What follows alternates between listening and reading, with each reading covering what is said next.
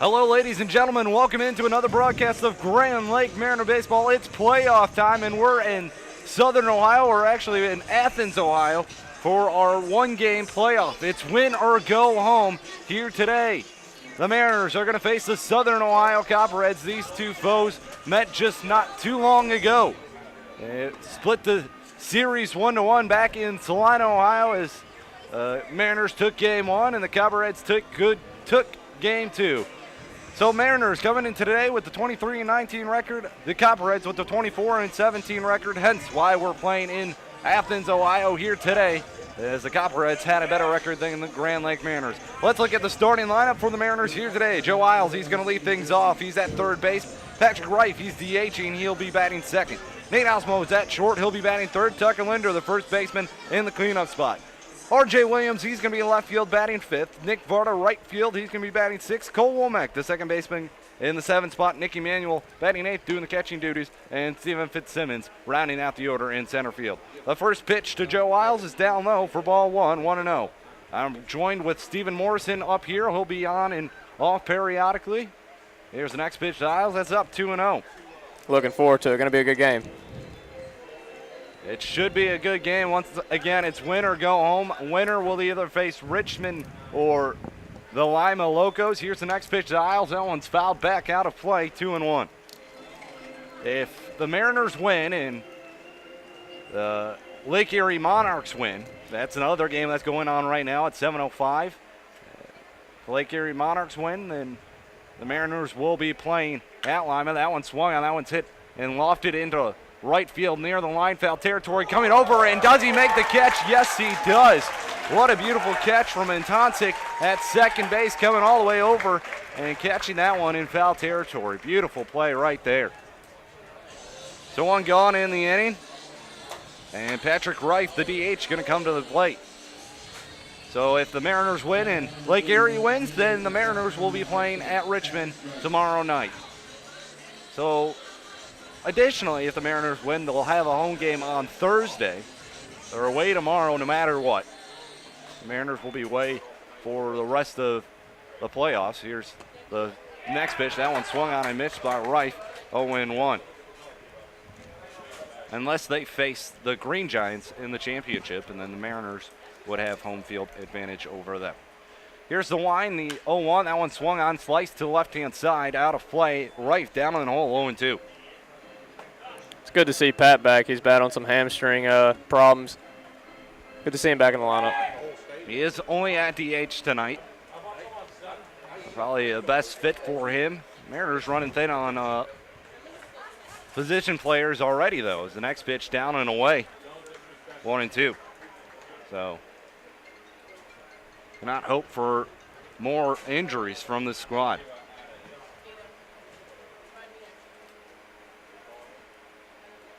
Here's the line, the pitch. That one swung on, fouled off, back into the netting to the left-hand side. Count remains 1-2.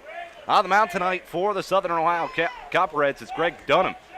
He's 6 foot, 185, attends the University of Buffalo in New York. His hometown, Salem, Ohio. He's 2-1 on the year, 2.79 ERA.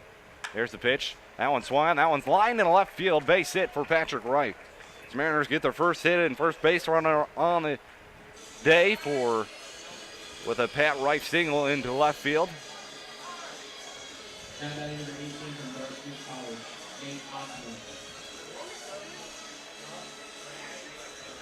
Little miscommunication ball, almost Pat Reif not going to be able to test his hamstring right there. I think that's a smart move by him. Not to risk anything too early here. Don't want to be too aggressive, but Nate Osmo going to step to the plate now. He's that short for the Mariners. So one on, one out here in the top half of the first inning. Greg Dunham, I was mentioning, has made seven appearances for the Copperheads. That pitch in there for a strike, 0-1. Did make 6 starts, 1 shutout. That came against the Mariners his last time out on the mound. 48 and a third innings pitched, 37 strikeouts, 15 walks, and 52 hits allowed by Dunham. Here's the pitch. That one is outside, 1-1. So Dunham's last outing came against the Mariner squad in Salina, Ohio at Montgomery Field. He went 9 innings, did not give up a run, 9 hits, 2 walks, and 7 strikeouts. So he pitched pretty well against the Mariners last time out. Here's the 1-1 pitch. That one swung on, grounded to short. Up with it, on to 1, and the turn on to first in time. So a double play ends the inning for the Mariners. We go to the bottom half of the first inning. No score here in Southern Ohio. We'll be right back. You're listening and watching Grand Lake Mariner Baseball right here on YouTube.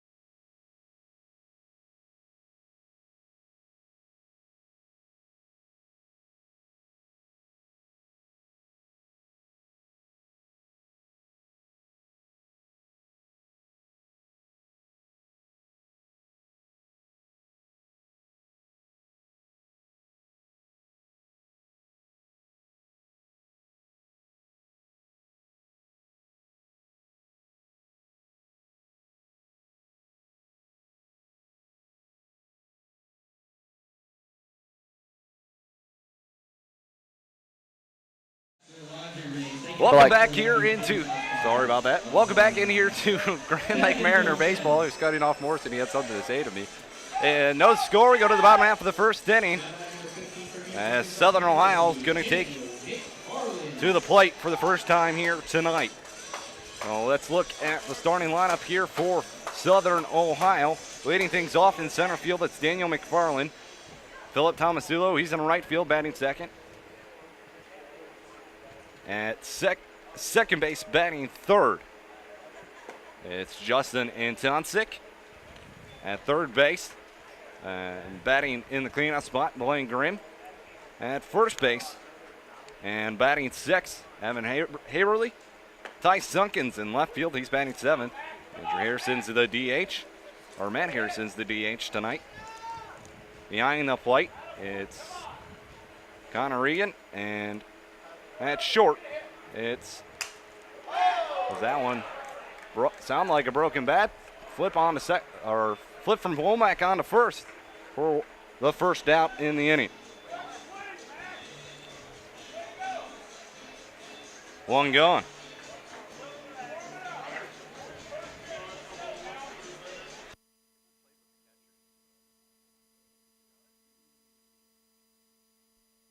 No, never mind. So Philip Tomasulo comes to the plate. He's in right field for the Copperheads tonight. One gone here in the bottom half of the first inning. On the mound tonight for the Grand Lake Mariners, Braden Nixich. As comes set the pitch, that one's outside, 1-0. Nixich on the year, 2-0 record, 3.00 ERA. Pitches down and away, 2-0. Appeared in 9 regular season games, 2 starts for him, 1 save, 24 innings pitched, 27 strikeouts, 8 walks, and 15 hits allowed for Nixich in the regular season. Here's the next pitch. That one swung, and that one's fouled off towards the dugout of the Copperheads on the third base line. 2-1 the count. His last outing, he came against the Settlers just a couple days ago. He only went 1 inning, struck out 2 after facing 3 batters. His last start, he went 7 1/3 innings pitched, gave up 3 runs, 6 hits, 2 walks, and 7 strikeouts. That one misses for ball 3. So Tomasulo ahead in the count, 3-1.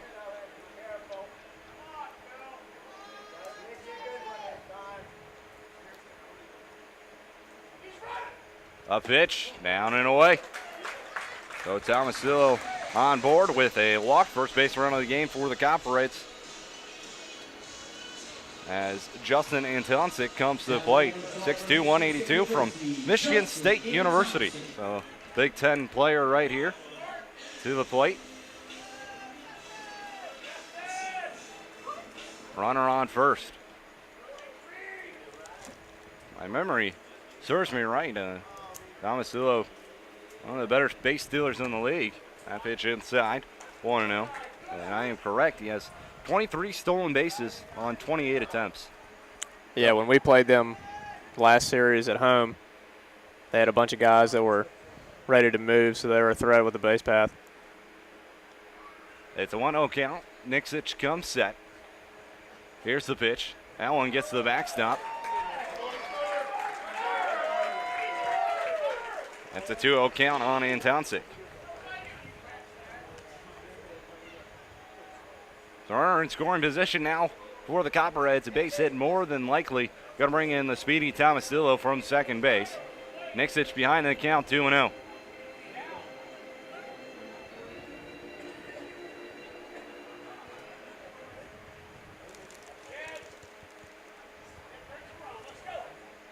There's the pitch. That one's outside. It's a 3-0 count on Justin Antonsik.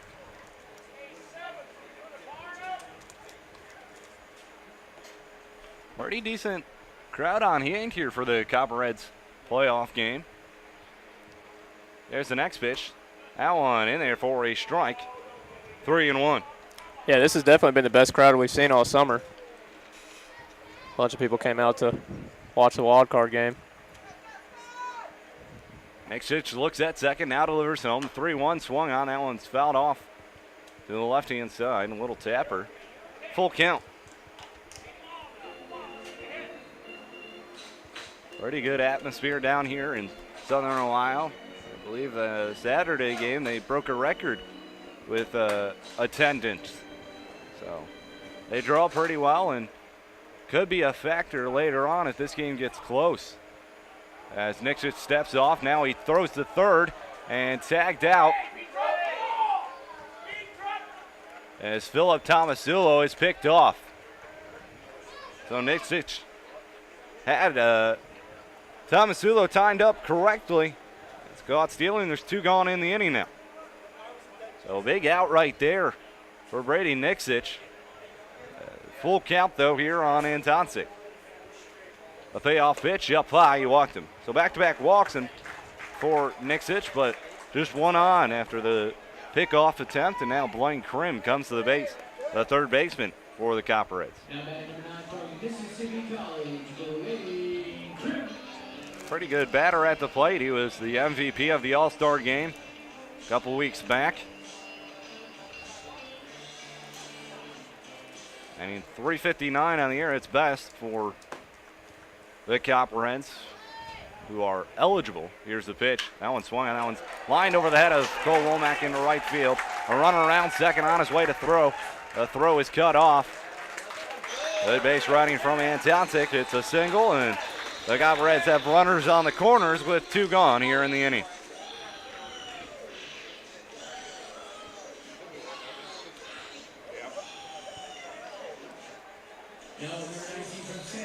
So Nixic now, that pickoff move proving ever more valuable as keeps the run off the board. Well, the runners on the corners now with 2 gone, and Evan Haberly comes to the plate. 6'2", 205 from Santa Clara University. Nixic comes set. Here's the first pitch. That one is outside, 1-0. We have 3 umpires here today, one along the first baseline and one's up the middle right now, but could be the third base umpire. Here's the next pitch. That one swung out. That one's knocked back out of play. Count moves to 1-1. Think we're going to catch a foul ball today? I don't know. It's very likely. The net only goes straight up, does not go over. Sometimes MLB stadiums you see it go back and cover the fans behind the plate, but just straight up here, you know, never I think know. we're going to get one. We're going to get one today. Here's the next pitch. That one's way inside. Count moves to 2-1. Behind home plate, it's Clark Husky at first base. Bryce McCall. And at third base, Scott Welch. So there's your umpires for tonight's ball game. Got 3 of them to help out with the playoff game. Next pitch comes set. It's a 2-1 count. Here's the pitch. That one's downstairs. 3-1. So Nixitch running into some control problems here in the bottom half of the first inning.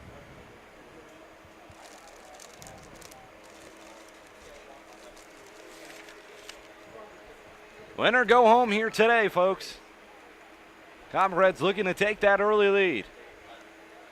Here's the 3-1 pitch. Swung on, high chopper to Womack at second. He gathers it, throws on to first in plenty of time. Side retired. So Copperheads leave 2 stranded here, and we go to the top half of the second inning. It's the Mariners 0, Copperheads 0. You're listening and watching Grand Lake Mariner Baseball right here on YouTube.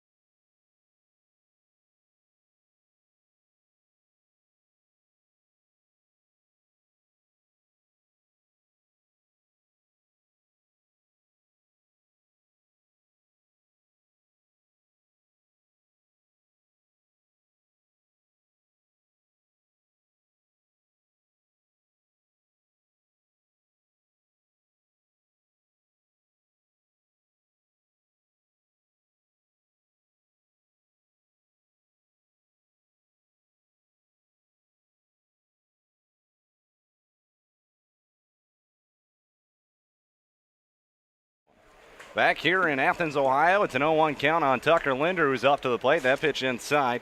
Count moves to 1-1. Ryan Strovic along with Stephen Morrison for today's ball game. On the mound, Greg Dunham, he kicks back now, delivers home. That one swung on, grounded over to second base. Up with it is Antoncic, flips on to first in time. 1 gone.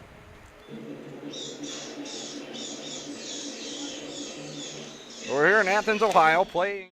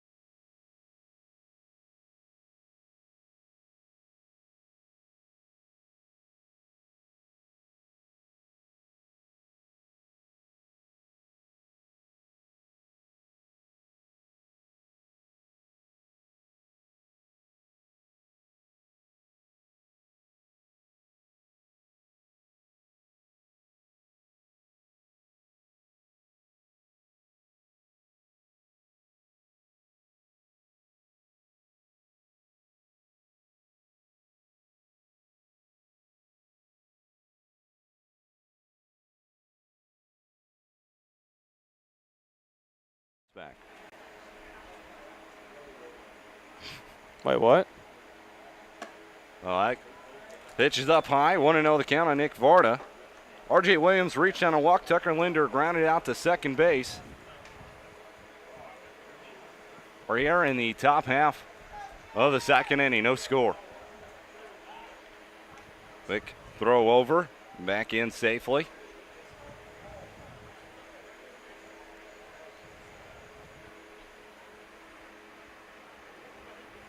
It's a beautiful stadium, Bob Redden Stadium here. Nice. As that pitch misses, 2-0. Tough strike. It seems like a small strike zone here tonight.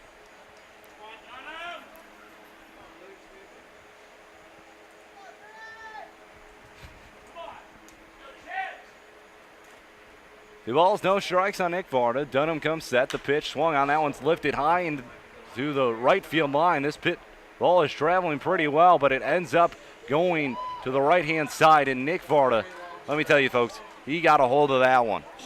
It was just unfortunate that had to end up on the right-hand side of the foul pole. Did that ball go on the softball field? I think it did. That ball was hit a mile. It was. But everybody knew it was ending up on the right-hand side of the foul pole after he hit it, unfortunately. But it's a 2-1 count on Varda. Here's the pitch. And therefore a strike. Evens the count up at 2-2. Must be a tough pitch right there. He just hit that last ball about 450 feet, and he threw the same pitch again. 2 balls, 2 strikes, 1 gone. R.J. Williams at first. Dunham comes set. R.J. Williams takes off. The pitch swung on, grounded, fouled on the first baseline. That's the second ball that's ended up foul for Nick Varda, but not by much. Now it remains 2-2.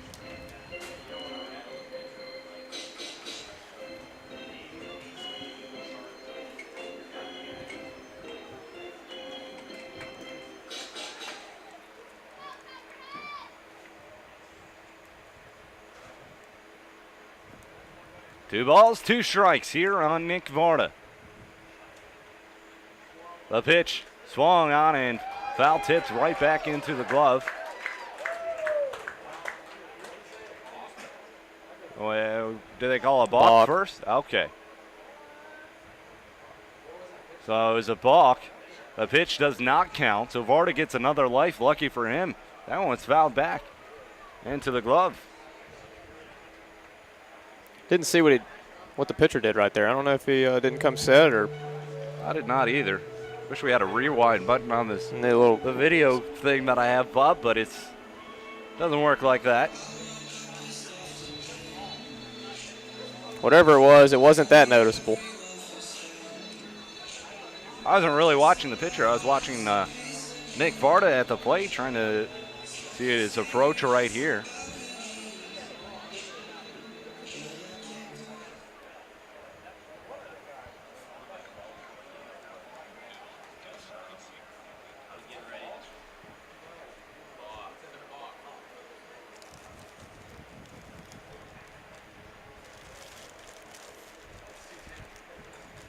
A 2-2 once more. That one misses downstairs. Full count on Nick Varda. So R.J. Williams at second base now for the Mariners with 1 gone.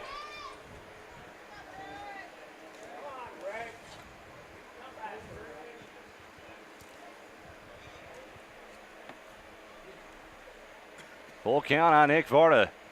Here's the pitch. That one swung on. That one's lined in the left field. That's going to get down for a base hit. R.J. Williams going to be held up at third. He was making sure the ball was not going to be caught. So it's a base hit for Nick Varda.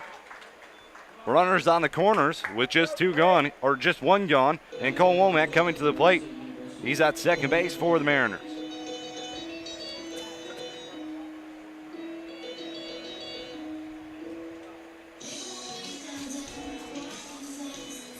So R.J. Williams at third, Nick Varda at first. Second hit of the game for the Mariners. Cole Womack, he's been swinging a pretty good bat of lately. Struggled early on, but has picked things up.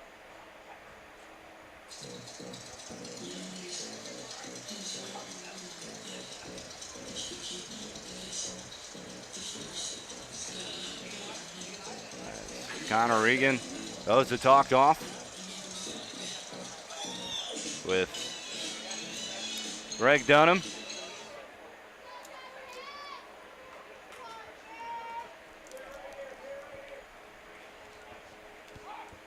Quick throw over, Varda back in safely.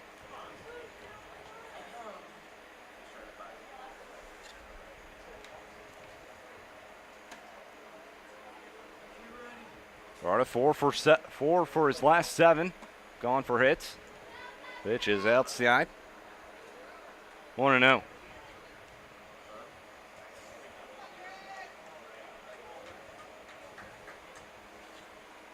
Has reached base in 4 straight, too. That one swung on. That one's hit right back up the middle, and the Mariners are going to take a 1-0 lead here in the top half of the second inning. So Cole Womack with an RBI single. The Mariners have taken a 1-0 lead here as R.J. Williams comes in to score.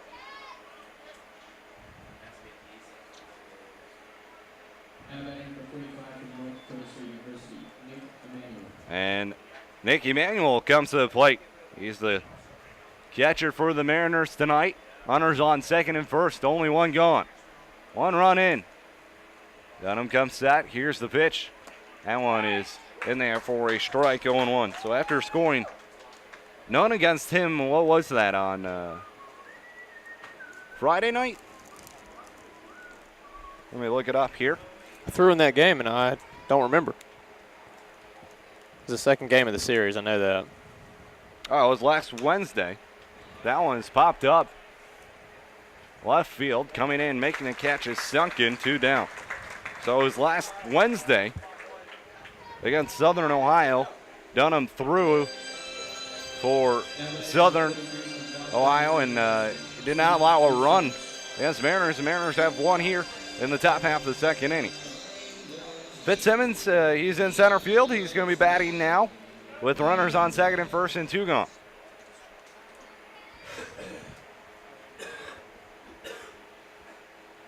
There's the pitch. That one's down and away, 1-0.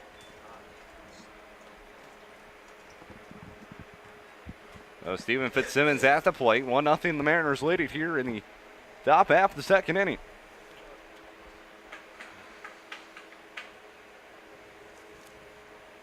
Here's the 1-0 pitch. That one swung on, popped back, out of play. 1-1.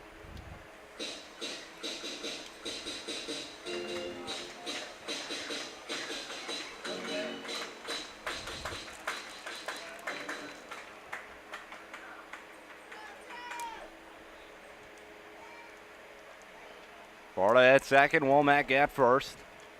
That one swung on, that one's popped back out of play. 1-2.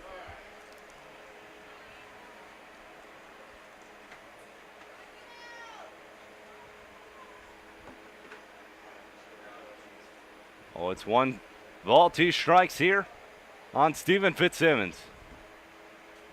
The pause, the pitch, swung on. This one's blooped into shallow left field, but coming over and making the catch is the shortstop, Smith. Mariners do plate a run here in the top half of the second inning on an RBI single from Cole Womack. We'll go to the bottom half of the second inning. 1-0 Mariners lead it. You're listening and watching Grand Lake Mariner Baseball right here on YouTube.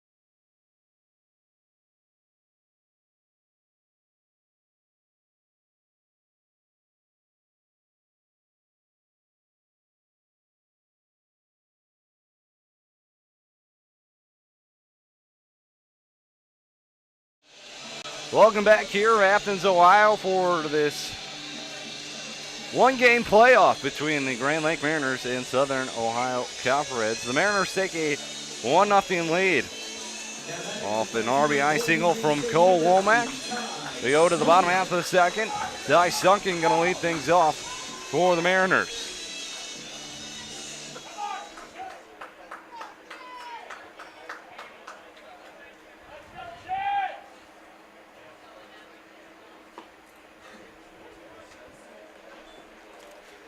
First pitch from Nixic is in there for a strike.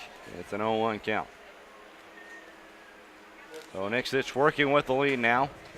There's the 0-1 pitch. That one bounces to the plate, 1-1.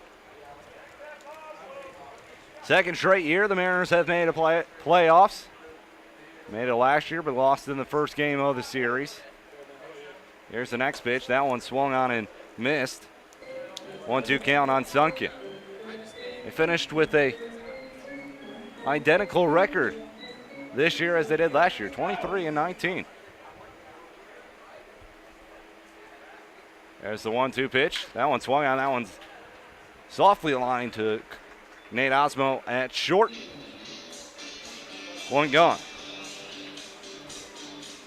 One gone in the bottom half of the second inning. Matt Harrison, the DH, comes to the plate.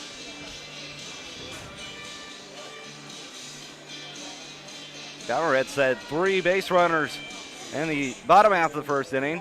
They got runners to the corners, but could not play in any. That pitch swung on and missed. 0-1 the count on Matt Harrison.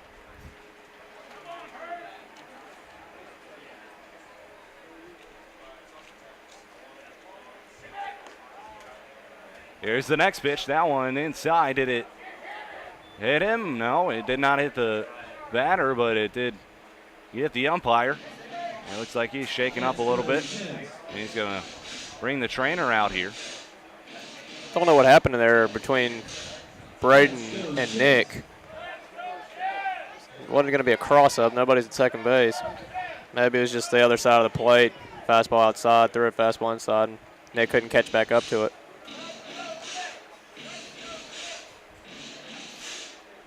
That's like the second time in probably a week that we've seen an umpire. I mean, there was a ball that hit an umpire right on the left bicep the other day, and he was down for quite some time, and I don't blame him. I mean, you got Nixic. He's throwing pretty fast out there on the mound, and those aren't going to be just a little bruise. It's going to end up being a big welt on their body.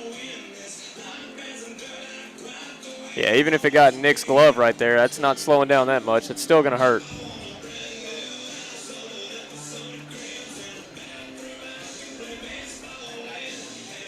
So Matt Harrison comes back to the plate. It's a 1-1 count on him. After the home plate umpire gets checked out, seems to be all right. Harrison come in the regular season, batted .255 with 6 doubles, 3 home runs, and 18 RBIs. Here's the next pitch. That one swung on, fouled straight back. 1-2 the count.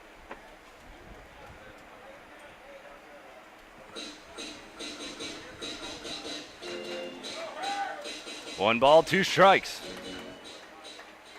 Nixic, the pitch. That one well in front of the plate. 2-2.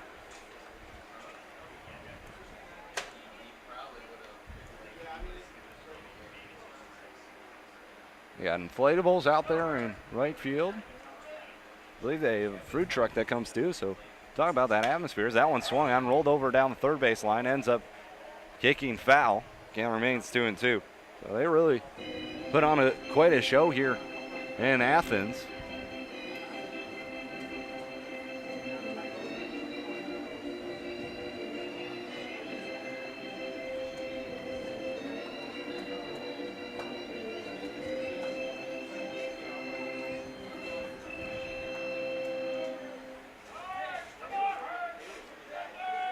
There's the 2-2.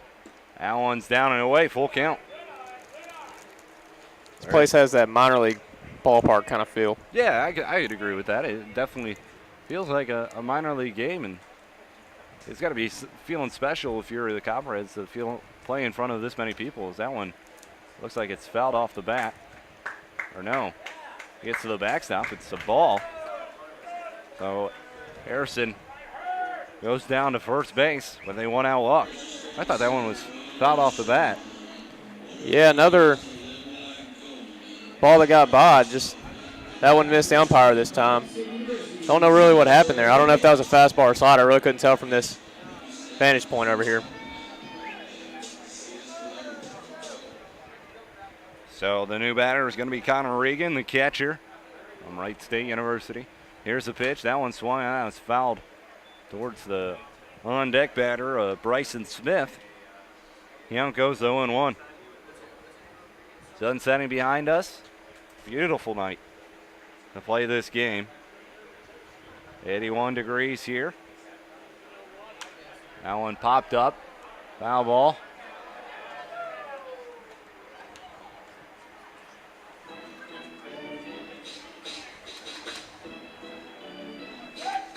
It's an 0-2 count on Regan.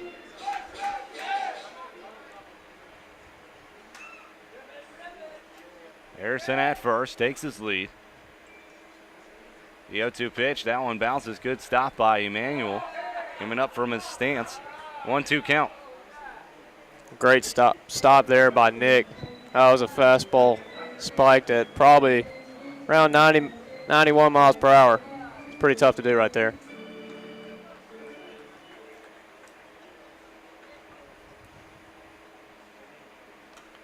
That one fouled back and into the glove of Nick Emmanuel. First strikeout of the day for Braden Nixich. And there's two gone in the inning, and Bryson Smith, the shortstop, comes to the plate.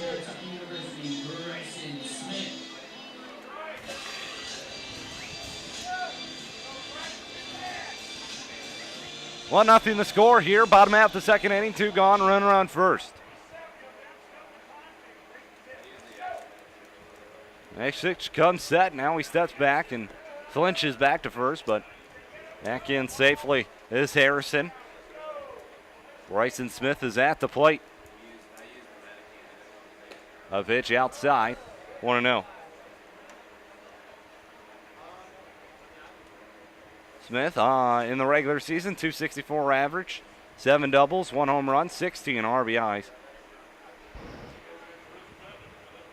Or the right-hander. That one swung on. That one's hit off to the left-hand side, out of play.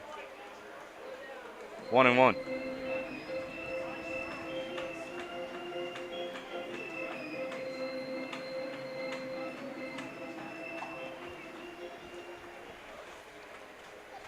One ball, one strike. Harrison leads off first. Here's the pitch. That one's high and tight. 2-1.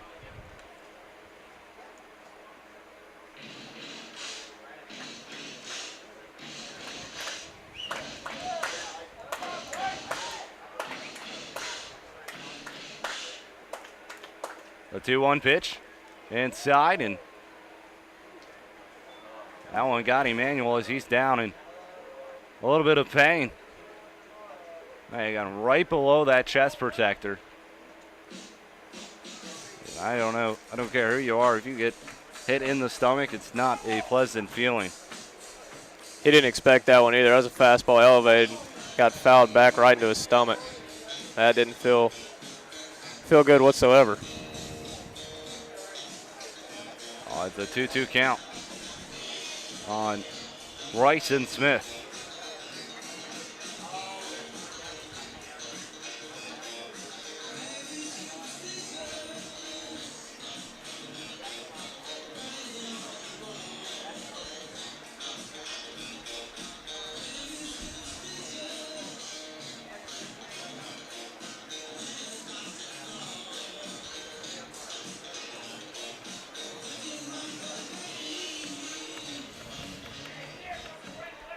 So 2 balls, 2 strikes, 2 gone. Deuces are wild here on the scoreboard. Nixich looks on. Now he agrees with Emmanuel's call. Here's the pitch. That one's high and away. Full count. So Harrison going to be off on the pitch here. Trying to get a head start.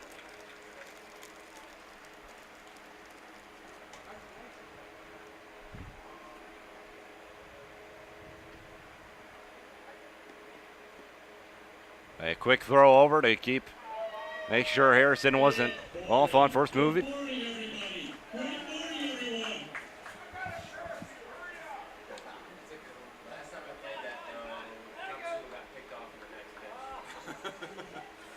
Big lead from Harrison at first.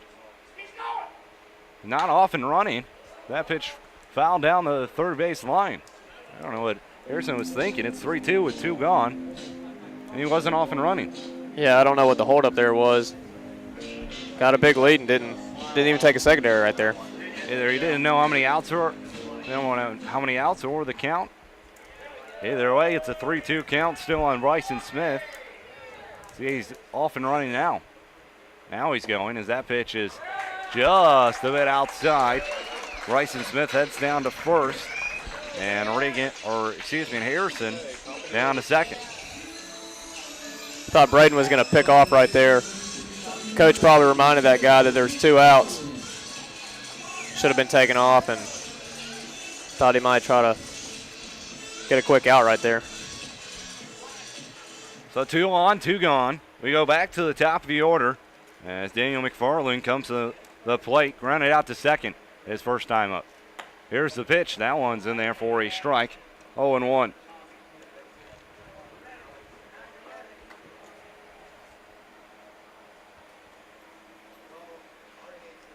Copperheads have had 5 base runners, just 1 hit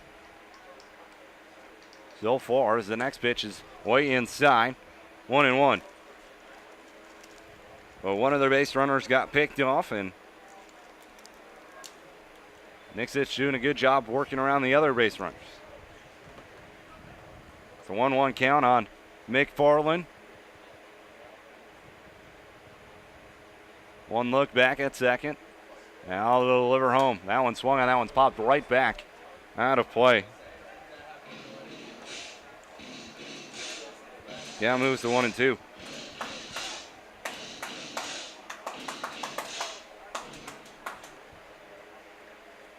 One ball, 2 strikes, 2 gone. 1-0, the Mariners lead it here. Bottom half of the second inning. Womack comes in, now goes back. Here's the next pitch. That one swung on, popped up.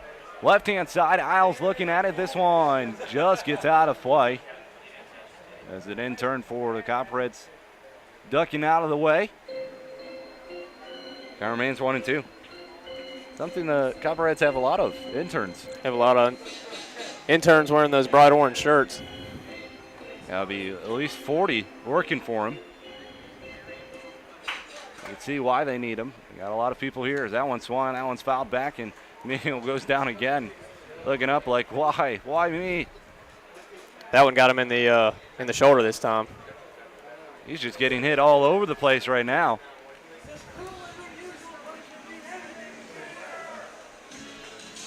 So 1-2 count.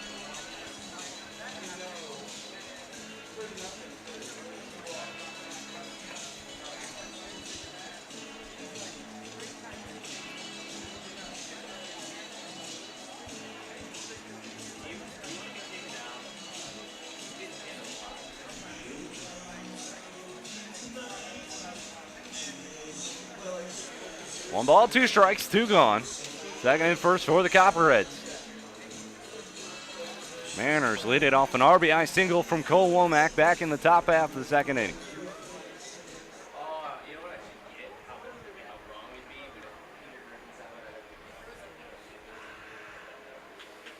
Nixitch comes set.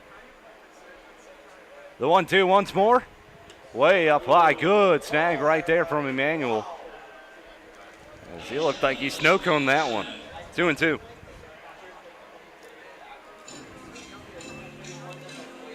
Nick's getting tested pretty early here. A couple beat downs with foul balls and that elevated fastball right there. That was a tough play to make right there, and he made it look pretty easy.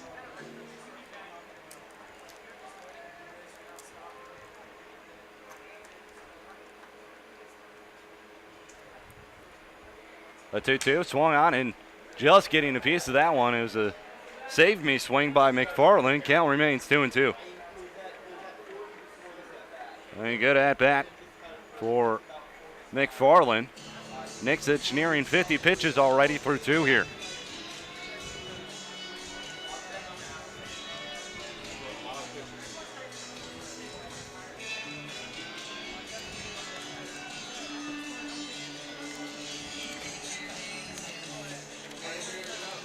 Looks like McFarland's bat might have got a piece of and broken off there.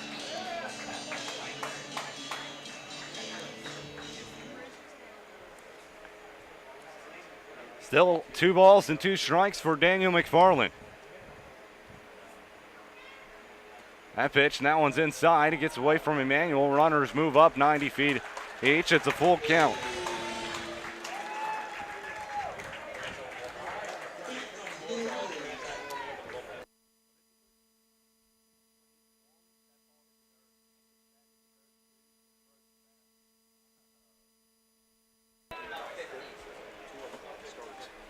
So a full count here on Daniel McFarland. Here's the pitch, swung on. That one is lined down the right field line. That is a foul ball. Wow, that was foul just by inches. Here, and McFarland going to have to go back to the batter's box.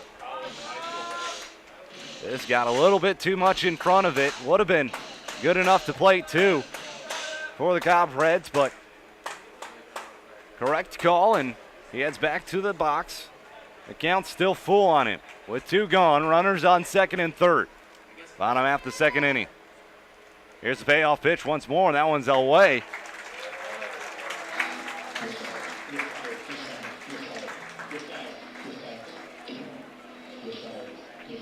It's the 5th walk issued by Nixich here today.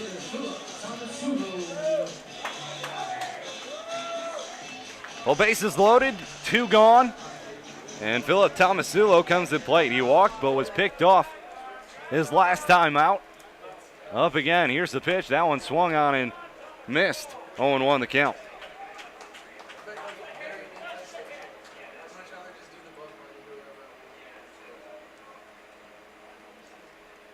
That pitch fouled off and back into the glove of Emmanuel. Tomasulo down 0-2.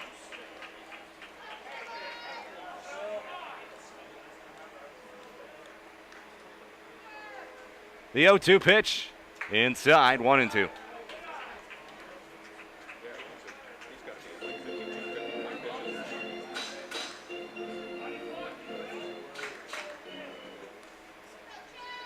The 1-2 pitch swung on. This one, sliding to right field. Varda coming on and going back and makes the catch. So the Cobb Reds lead them loaded here in the bottom half of the second inning. Mariners still on top, 1-0. We go to the top half of the third. You're listening and watching Grand Lake Mariner Baseball right here on YouTube.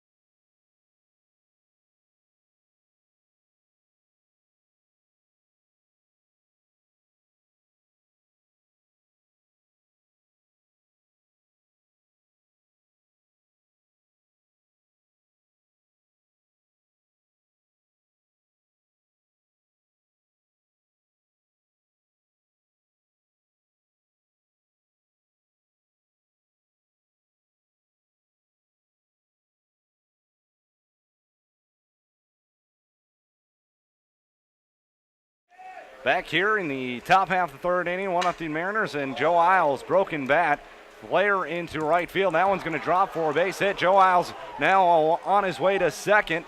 He's going to be in there. Man, oh man, anything that Joe Isles pretty much gets a piece of, It falls. it falls. And that was a broken bat that flared into right field, and somehow he ends up on second base. Just incredible for Joe Wiles. So Joe Wiles down at second with no one gone. Patrick Reif going to come to the plate. Now batting number 41 from the University of South Carolina, RC, Patrick Reif. Reif, he singled his first time up. Like I said earlier, it's good to have Pat back in the lineup. We shuffled around a lot of DHs this year. We had Tyler Magley do it one day. We had Jeff Timko. That one's swung. That one's lined left center field. Coming over, making the catch to the left fielder, Sunken. One gone. Yeah, I mean, a lot of DHs being. I mean, Timko was there for a majority of the season, but it's unfortunate that he had to go down with about 2 weeks left with a arm injury, and so after that, it's just been shuffling. Who's been hitting hot? Who's been doing well for us, and who's going to produce the most? And with other injuries as well, we've had to put Magley in there, and not the ideal situation for the Mariners, but the pitch in there to Nate Osmu, grounded into a double play his first time up. 0-1 the count here on him. His first pitch was in there.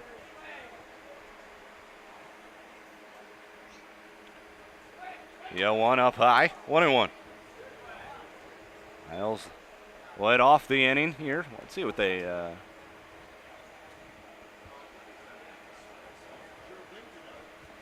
ruled that here. Scoreboard says hit. I know they ruled it a hit, but they did rule it a double. So I was rolling Okay, if they okay. did it a single and then an error or a double. They ruled it a double. That one swung. That one's lined to second, chopped up and down at first. 2 gone.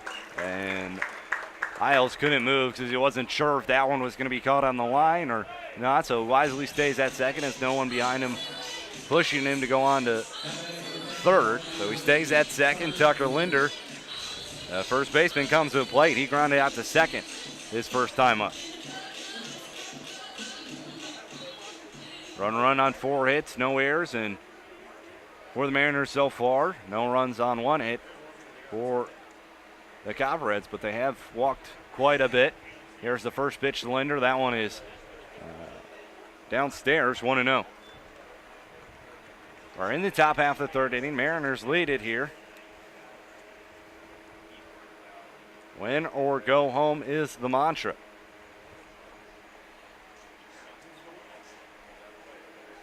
That pitch swung out. That one's grounded to second. Tonsick up with it. Tosses on to first to end the inning. So a leadoff double by Joe Wiles does not come in to score. We go to the bottom half of the third inning. 1-0 Mariners lead it. You're listening and watching Grand Lake Mariner Baseball right here on YouTube.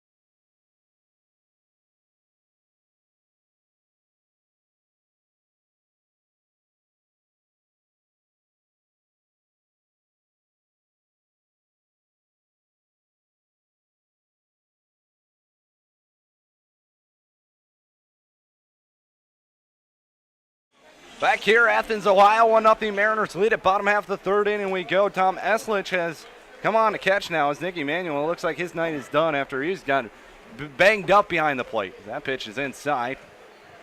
1-0. So Eslich in behind the plate. Manuel is done for the night. Can't substitute him back in. I don't know. Are high school rules different in Louisiana? Up here in high school, you can re-enter a ball game, I believe. I don't remember what the high school rules were. I know there was some re-entering rule, but I think that dealt with the pitcher. I think so too. Yeah. Now that I think about it. 1-1 count. Nixich comes set. Here's the pitch. That one swung on and missed. 1-2. I wonder how Tommy feels. He was sitting there on the bench, just enjoying the ball game, and now he's got to come in and catch lower 90s. The 1-2 pitch swung on, chopped up the middle. Osmo behind second, grabs it, throws on a hurry, but in there with an infield single is Justin Antonsic. Good pair of wheels behind him. It was a high chopper, and it was kind of slow moving as well. It's going to be a tough play for Osmo. He did his best to try to make it. It was a good throw, but Antonsic beats it out. Infield single leads off the inning for the Copperheads. Blaine Krim comes to the plate. He's at first base, or third base for the Copperheads. He singled his last time up. So Antonsic down at first. Krim at the plate. Nixich laboring through 3 innings so far. That's 60 pitches. Here's the next one. That one is in there for a strike, 0-1. He's had 5 walks on the day. Not what you want to see if you're starting pitcher, but he's doing a nice job working around them. Here's the next pitch. That one's down and away. 1-1. Is it 1-1 or is it 2-1? Thought it was 1-1. I thought it was 2. The scoreboard shows 2-1, but I was just wondering. Yeah, they're talking about fixing it. Okay, now it's 1-1. Now it's 2-1. That pitch misses down low. Just making sure I didn't miss a pitch. But there it goes. 2-1 the count on Blaine Krim.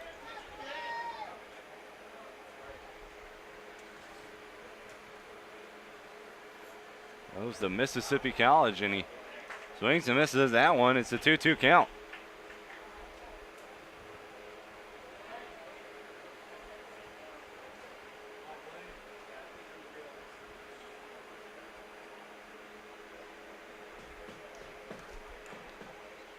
Two balls, 2 strikes, no one gone. Bottom half the third inning. Throw over from Nixich. And Tonsic back in there safely.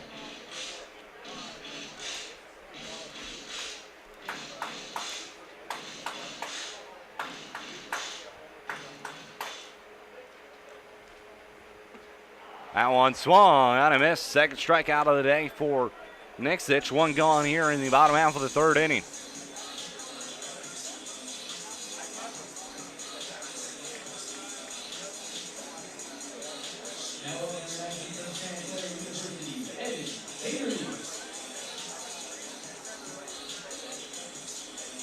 So Evan Haverly comes to the plate, ground out to second, his first time up.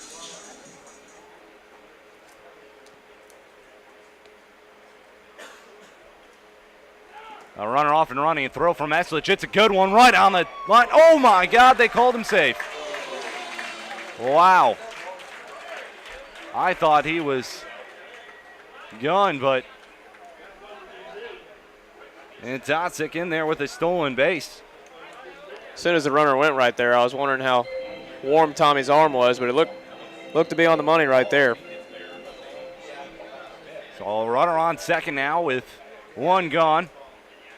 That one swung on. That one's hit pretty well left field. R.J. Williams giving chase. He's going to make the catch near the line for the second out of the inning. R.J. Williams stations it down. 2 gone in the inning, and it brings up Tyce Duncan. He lined out to short his last time up. It's 340 down both lines, but to dead center 405. You got to hit it a bunch more, though, if you want to get it over the center field wall. It's at a high batter's eye.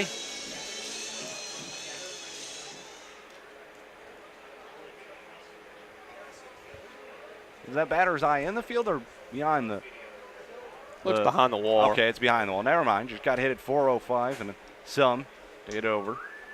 Here's the pitch. That one blocked by Eslich at the plate. Doesn't get away from him too much. 1-0 the count. 380 to right center or to both centers. It's 380. I was on the field earlier today. Didn't seem that big, but this view up here, it looks to be a pitcher's ballpark. 1 ball, no strikes. Here's the next one. That one's up high, 2-0. But Nick Varda didn't make it seem like that earlier in the day. Oh, no. Even with that foul ball, wow. He crushed that one. It did end up going foul.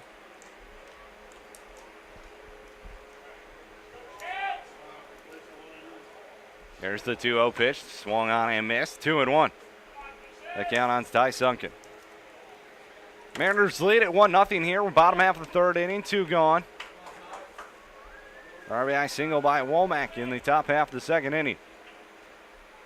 Giving the Mariners the lead. Here's the pitch. That one's downstairs. 3-1 on Ty Sunken.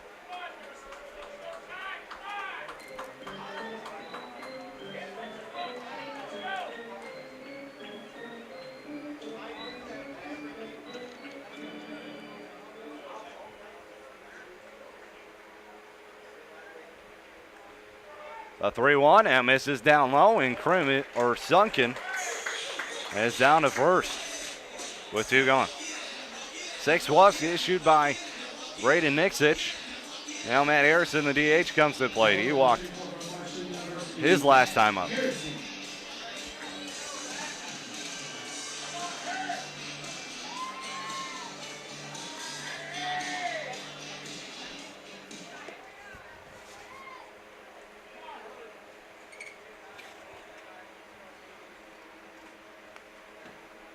A pitch, that one's off the glove of Eslich. He thought he had it. It squirts through, and the ball gets to the backstop. The runners move up a base. He thought he had it. He went to go check his glove. The ball ended up being behind him. He's checking his glove out, seeing, hey, where's that hole at? Even the runners thought he had the ball. Tommy thought he had it. The runners thought it, and they got a late start there. Ball was far enough to the backstop where they could still advance easily. They do move up 90 feet. Here's the 1-0 pitch to Nixich, and that one is down low. 2-0. The St. Clair Green Giants on top of the Lake Erie Monarchs 4-0 in the top half of the fourth inning. Man, would that be a bummer if the Lake Erie Monarchs were sent home on the first day of the playoffs. Here's the 2-0 pitch. That one's outside. 3-0. So Copperhead's looking to load him up for the second straight inning here. Matt Harrison with a great hitters count, up 3-0.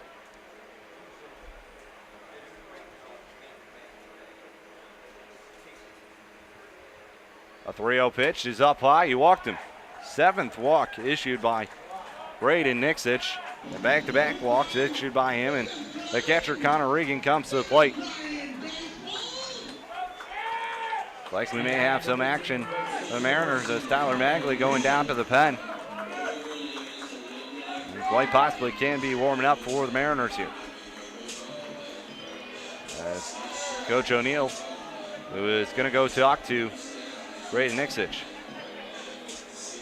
1-0, the Mariners lead it here. We're in the bottom half of the third inning. We'll give you some MLB scores from around the league. Tigers on top of the Yankees, 4-0 in New York in the top of the fourth. Royals and Orioles playing. They're in the bottom half of the third. Orioles with the 2-1 advantage there in the bottom half of the third. Red Sox Indians tied up at 5 in the bottom half of the second inning. Reds Pirates 6-1, bottom half of the third. The Reds lead it.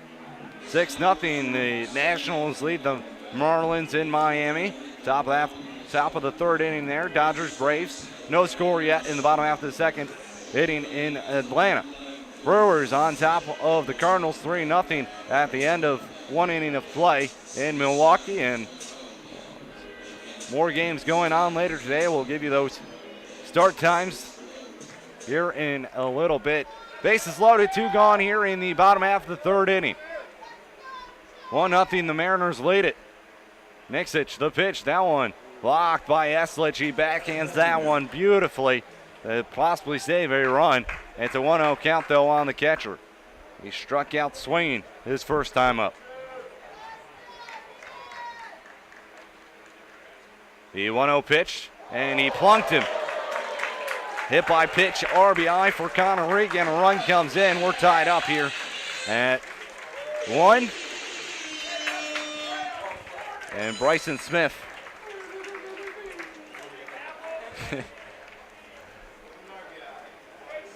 coming to the plate.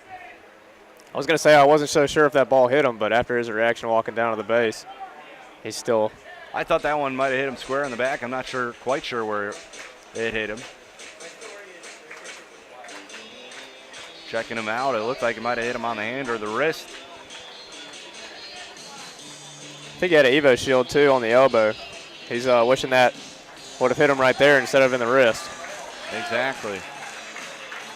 So 1-1 our score, bottom half of the third inning. Bases still loaded with 2 gone. The bottom of the order, Bryson Smith coming to the plate. He walked his last time up.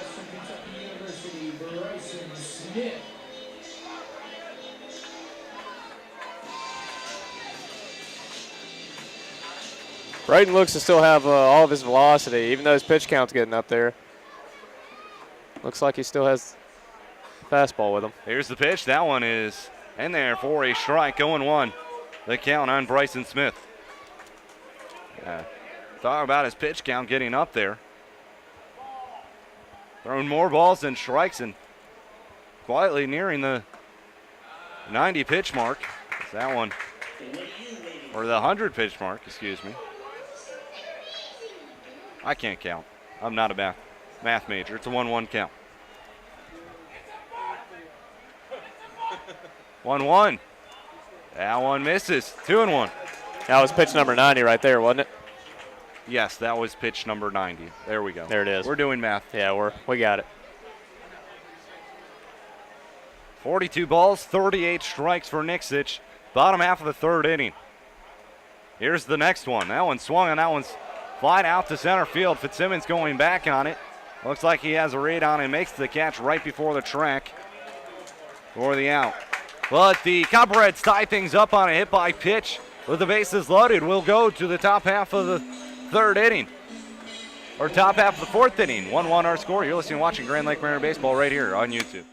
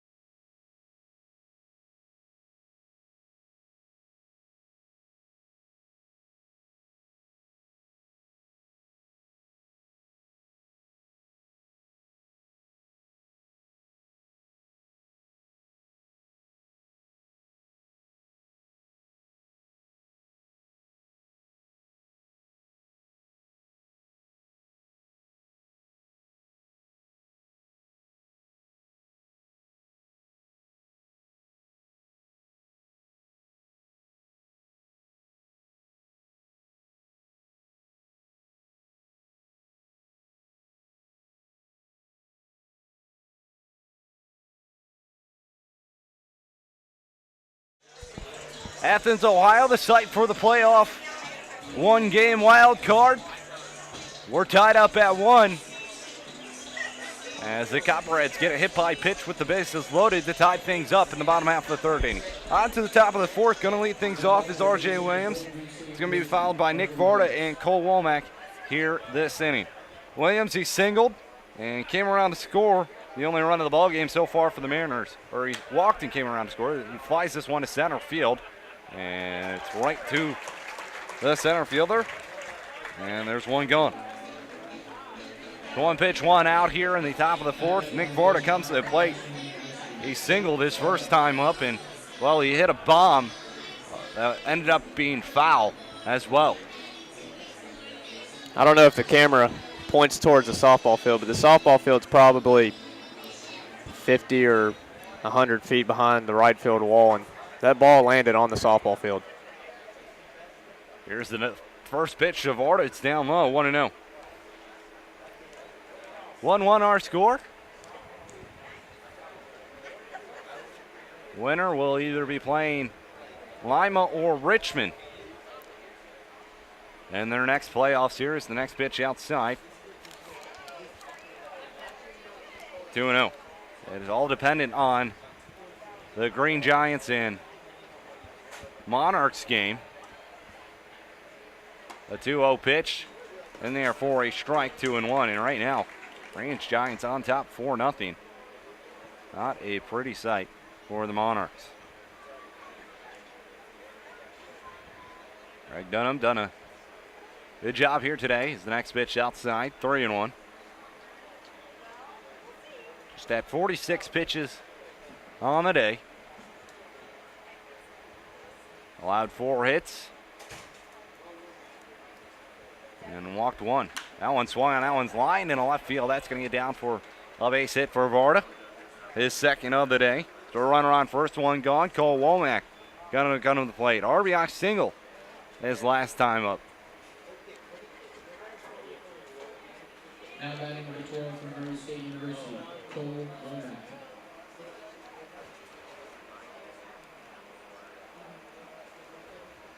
5, 6, 7 hitters. Doing pretty well for the Mariners so far.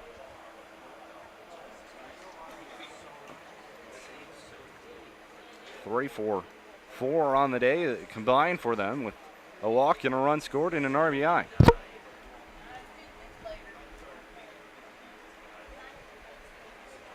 Carter on at first. Here's the pitch to Womack in there on the outside part of the plate, 0-1. Averly straddling the bag at first. Varda takes his lead. 0-1 count on Womack. One gone. Here's the pitch. That one swung on. That one's fouled straight back into the netting. Womack down in the count, 0-2.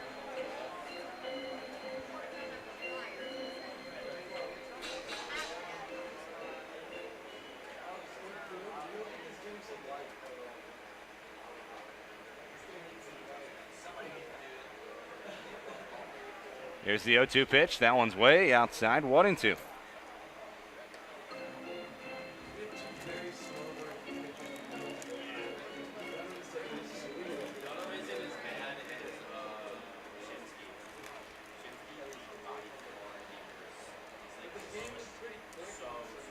The 1-2 pitch up high, 2-2. Oh, Womack battling at the plate, evens the count up.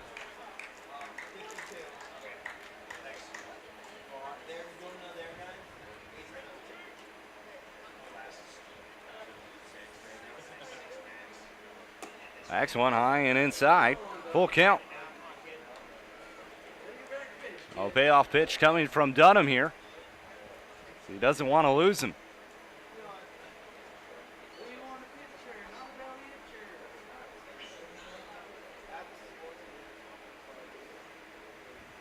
Dunham comes set. The payoff pitch swung on. It sounded like that one broke his bat. It does. It'll chop to second and on to first. This double play to end the inning. 4-6-3, it goes down in the book. We go to the bottom half of the fourth inning, 1-1 our score. You're listening and watching Grand Lake Mariner Baseball right here on YouTube.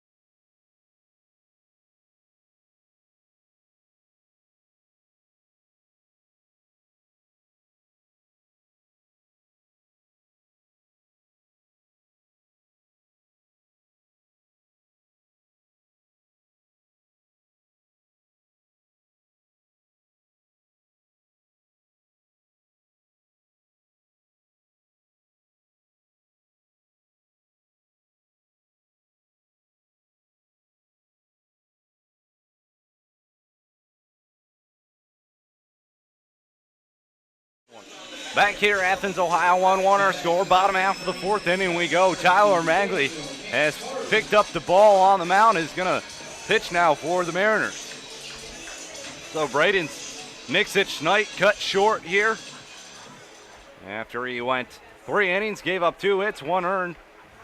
He walked 7, however. So that one swung, and that one shot this short. Osmo up with it, hurries with the throw on to first in time by a step or 2.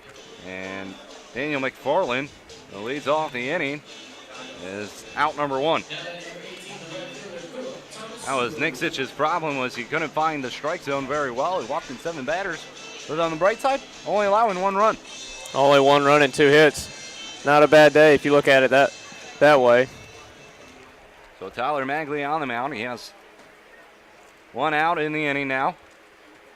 Here's the pitch to Philip Tomasillo. That pitch, and therefore a strike, 0-1. So Magley in the regular season, 4-2 record, 1.78 ERA. They made 9 appearances, 1 save, 30 and 1/3 innings pitched, 22 strikeouts, 5 walks, 31 hits allowed by the right hand. There's the line, the 1-1. That one swung on and missed.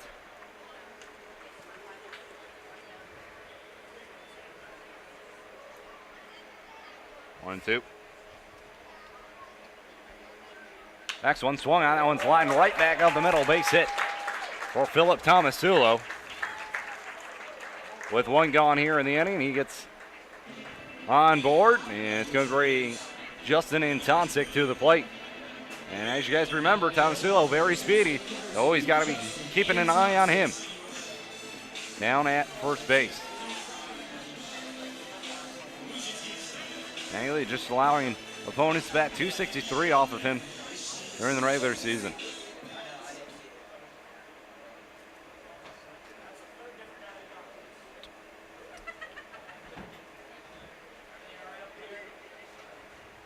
A throw over, Tomasulo back in safely. 1-1 our score, bottom half of the fourth inning. 1 run on 5 hits for the Mariners, 1 run on 3 hits for Southern Ohio. Here's the next pitch. That one's outside. Eslich with snap throw down to first, but back in safely with Tomasulo. Count goes to 0-1 on Antonsic. 1 for 1 on the day. Walked back in the first. And singled his last time up and stole a base. I believe he came around to score as well.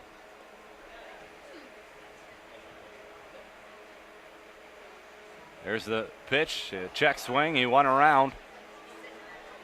The count moves to 1-1.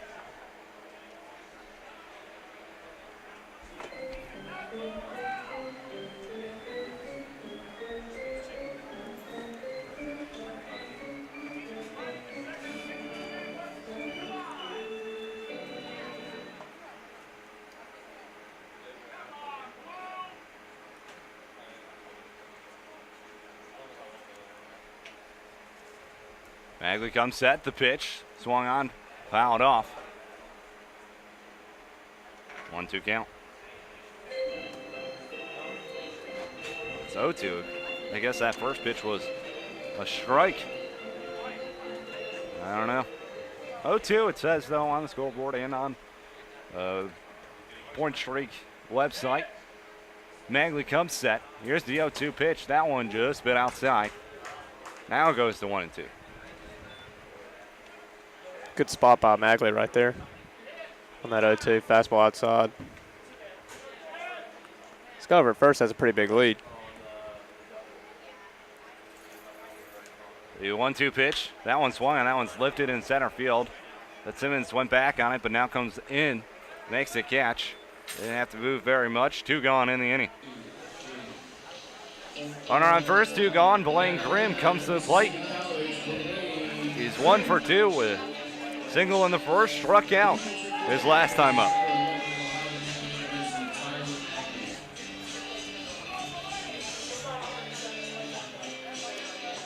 Blaine Grimm at the plate with a run on first.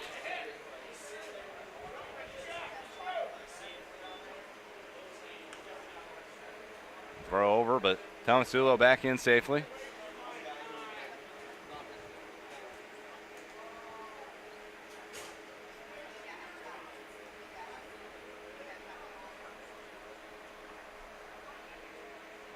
A pitch swung on that one's line into left center field. This one's looking like it's getting down in the gap, and it is.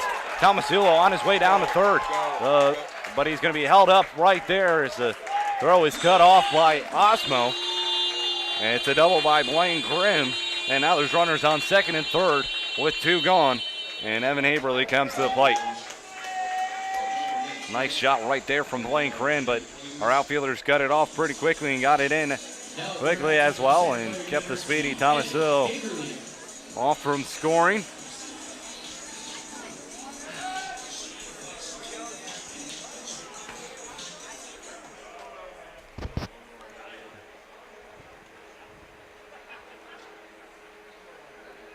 Here's the pitch. That one swung on, popped up, foul territory, out of play. 0-1 the count. So heads up. Kids chasing after it.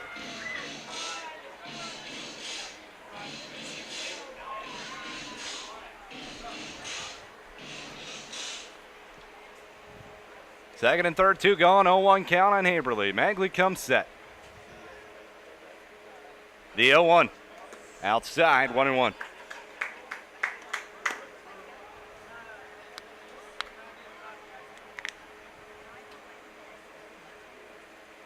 Beautiful night here at the park. Magley, the 1-1. That one's down and in, 2-1. Haberly's 0 for 2, flew out to left field his last time up. Rounded out to second in the first. Up again with the 2-1 count here. The pitch. Outside. 3-1. Yeah, it was a good spot just off the plate. Got to be smart here for Magley. Got a base open, 2 outs. Don't have to throw him a strike. Comes out with the 3-1. The one is upstairs. He walked him. Loaded, 2 outs, 3 of the top. And the bases are loaded once again for the Copperheads. Make that 3 straight innings. They have had the bases loaded with 2 gone. And Ty Sunken coming to the plate. Well, it's not like the Copperheads have not had their chances. They have had plenty of base runners, but our pitching has just done a nice job of getting out at the right time. It's a great thing to look back on and see how many left on base they have after this one. Here's the first pitch to Sunken, foul back, 0-1 the count. Sunken, he's 0 for 1 on the day, lined out in the second. And walked his last time out in the third. Up again here in the fourth with the bases loaded and 2 gone. 0-1 count on him. Magley comes set up high. The 0-1 pitch downstairs, gets away from Eslich, but not too far, or far enough for Tomasulo from third to come in. And you got to imagine if he gets anywhere far enough for Tomasulo, he's going to be off and running. That's a 1-1 count here on Sunken.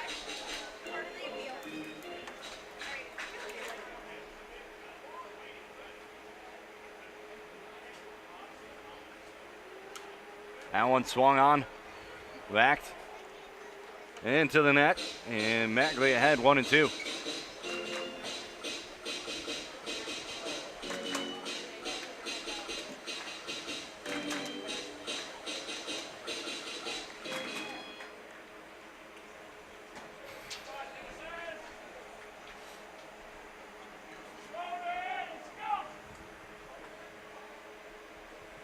That one swung on, rounded right to Linder at first. He takes it himself, inning over. So they load him up once again, but they leave him loaded once again. We go to the top half of the 5th inning, 1-1 our score. You're listening and watching Grand Lake Mariner Baseball right here on YouTube.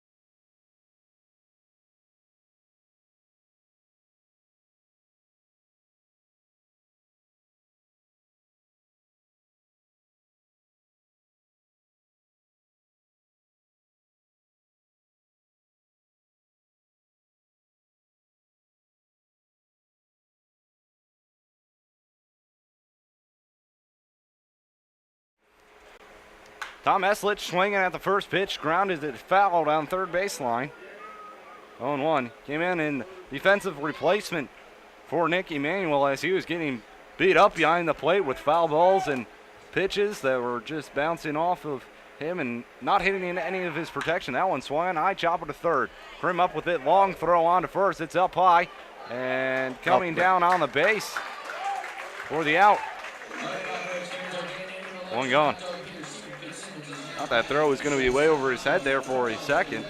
A good hops at first base by Evan Haberly. Yeah, out of the hand. I thought that was going into the fans on the hill. I thought Tommy was going to take second. Great play over there at first. Steven Fitzsimmons now to the plate. Here's the pitch. That one swung on. That one's grounded over to short. A throw on the run, and Fitzsimmons is out number 2. So quick 2 outs for the Mariners here, and we go back to the top of the order. Joe Isles. He's just named Week 7 Player of the Week in the GL SCL, and great accomplishment for him. He has been a great player for the Mariners this summer. Seems to do it all. Play third, he'll catch. Played first during the season at Illinois State. A pitch in there for a strike as the catcher can't come up with the baseball. 0-1. Yeah. Not to mention he could hit too. Oh yeah, he can hit pretty well. I mean, it was just like .01 off from the Mariners' single season batting average title. This next one from Miles. This one's cleared into right center field, and that one's going to drop for a base hit. There you go. Joe Isles on at first with another hit. He's 2 for 3 on the night. He got the single season hits record, though, for the Mariners. So good job by Joe Isles.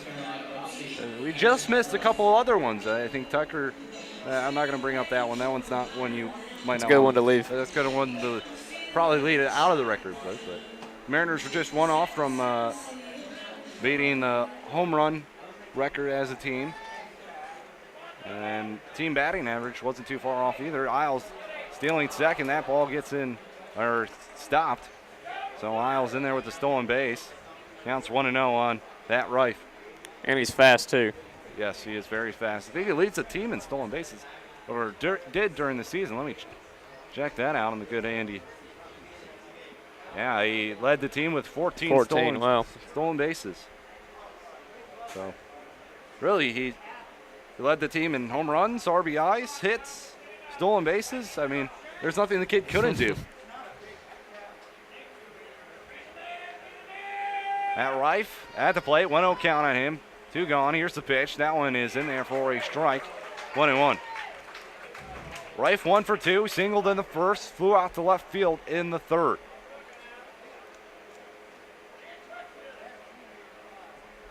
They're here in the top half of the 5th inning. 1-1 our score.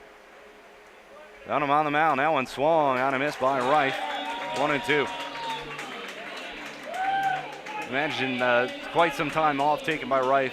How long do you think it will take you to pick up live hitting? I mean, I know he's got a hit, but I mean, how much time off until you start to notice some difference? And I don't know. It might take him, a game or 2. That one swung. That one's fouled straight back. He's got a base hit already today, so he's a good hitter. Don't get me wrong. Just you take some time off and you don't see some live hitting, and then jump right back into game action. And you never know. It could be some well-needed rest. He could come back and see the ball better than he did before. This is true. 1 ball, 2 strikes, 2 gone. Here's the pitch. The Rife, he swings and misses for out number 3. We go to the bottom half of the 5th inning. 1-1 our score.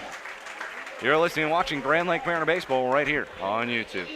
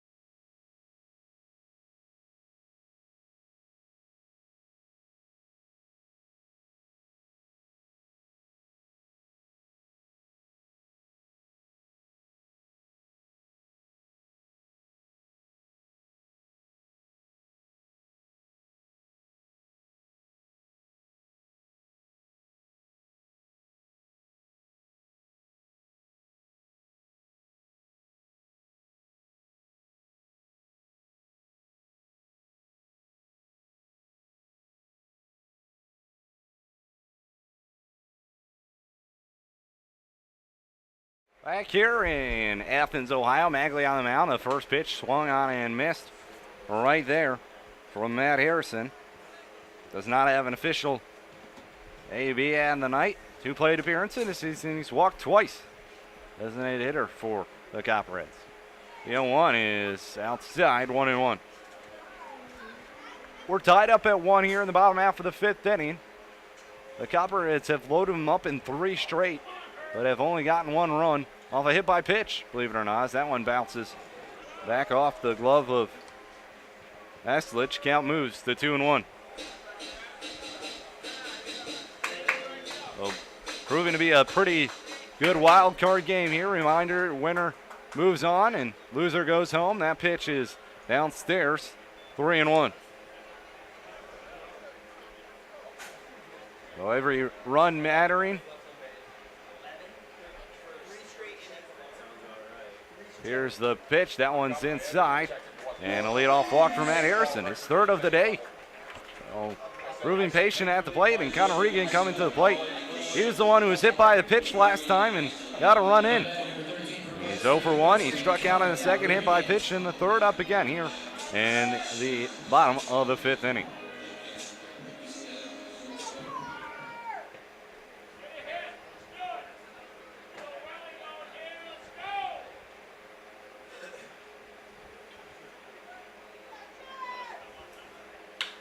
That one swung on, that one's lined into right center field. That one's looking like it's going to get down for a base hit. Fitzsimmons overruns it a little bit. The throw is going to be cut off, and there's runners on 2nd and 3rd with no one gone here.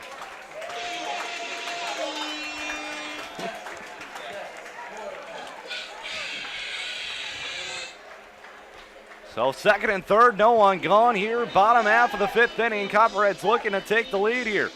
Bryson Smith comes to the plate. 0 for 1 on the day, walked in the 2nd, flew out to center in the 3rd. Connor Regan with a double to right center field as the Copperheads in prime position to take the lead here. Well, you know what they say about leadoff walks. It's going to come back to bite us if we can't get out of this inning right here. Here's the pitch. That one swung on and missed. Okay, 1950, 56. It was the Yankees. Oh, wow. 0-1 count here on Bryson Smith.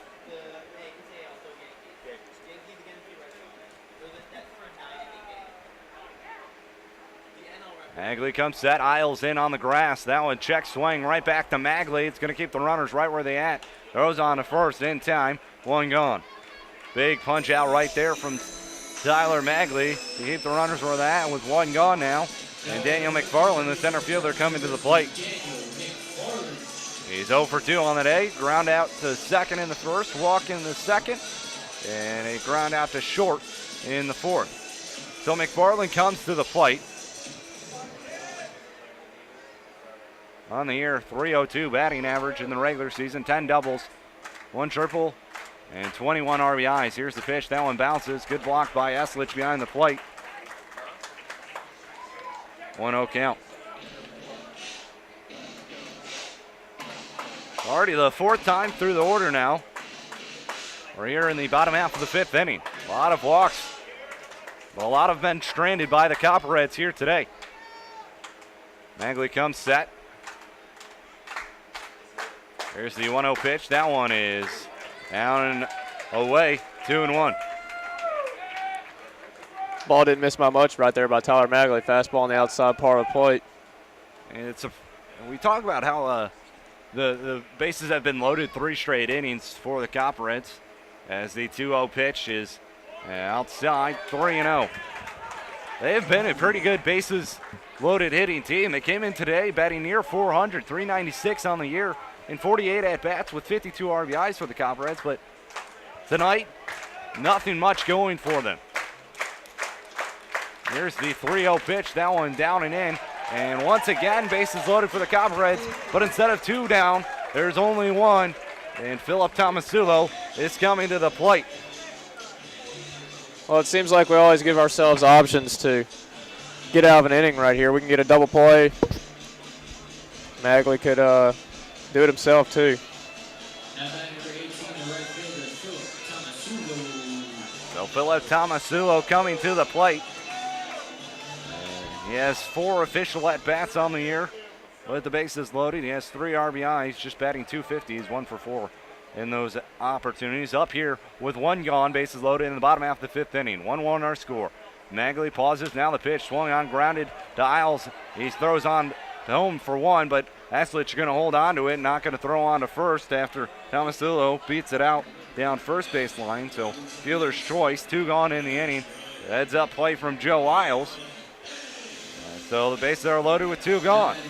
Yet again. You're right, yet again. We're 0 for 4 with the bases loaded here tonight, with an RBI and a hit by pitch only being the run of the ball game. We just want to make it interesting as pitchers. That's what we want to do. Yeah, you want to give the crowd a show, right? Yeah, we want the attention out there. Here's the pitch. That one swung on. That one's lined right back up the middle. Oh no! Osmo stops it, flips on to second, and no, he's safe. Oh my! 2 runs come in to score. Oh my gosh! How was he called safe? I thought that was definitely a nice force out play by Nate Osmo, and Coach O'Neill going to come out to argue his case. Well, from our view up here, I thought he was on the bag, and he was coming off. And then he made a second attempt to come back to the bag, and I think the umpire thought that Cole didn't, he wasn't on the bag. So I don't know. That was a close one. That was a close play. Now the umpires are going to meet near the middle of the diamond. 2 runs did come in to score for the Copperheads on that play after the confusion. Coach O'Neill pleading his case. This is a huge call right here for the Mariners' sake. This could very much turn the ball game around. And they stay with the call. Oh, it's a fielder's choice. I don't know if they're going to rule that in error. I don't know what to rule that. It was a great play by Nate Osmo. The ball almost got up the middle. Thought it was going to. 2 runs coming to score. The Copperheads take a 3-1 advantage now here in the bottom half of the 5th inning. Justin Antoncic comes to the plate. There's the pitch. That one swung on, popped back, out of play. Now moves to 0-1. Antoncic, he's 1 for 2 on the day. Walked in the first, singled in the third, and flew out to center in the 4th. I'd like to know what Cole Womack's thinking right now. I wonder what's going on through his head. Magley comes out with the 0-1. That one swung, and that one's lifted into left field. R.J. Williams coming in, makes the catch for the 3rd and final out of the inning. The Copperheads do get 2 on the scoreboard here in the bottom half of the 5th inning. They take a 3-1 lead. We'll be right back. You're listening and watching Grand Lake Mariner Baseball right here on YouTube.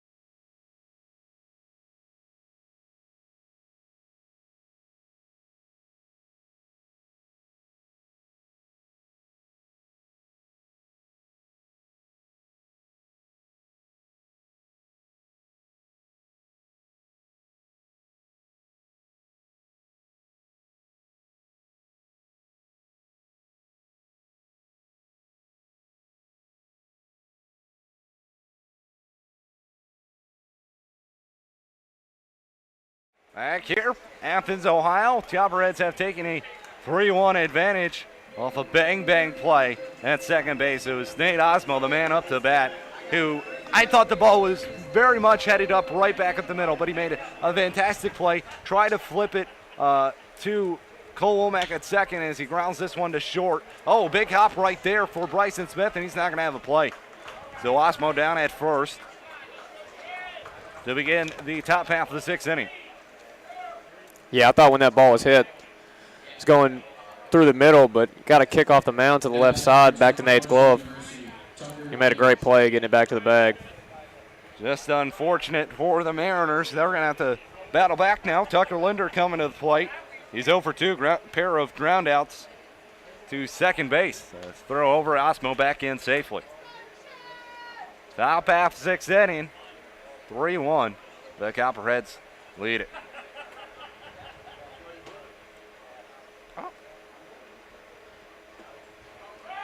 Linder whisks that one. 0-1 to count. Green Giants on top of the Monarchs, 5-0 in the bottom half of the fifth inning.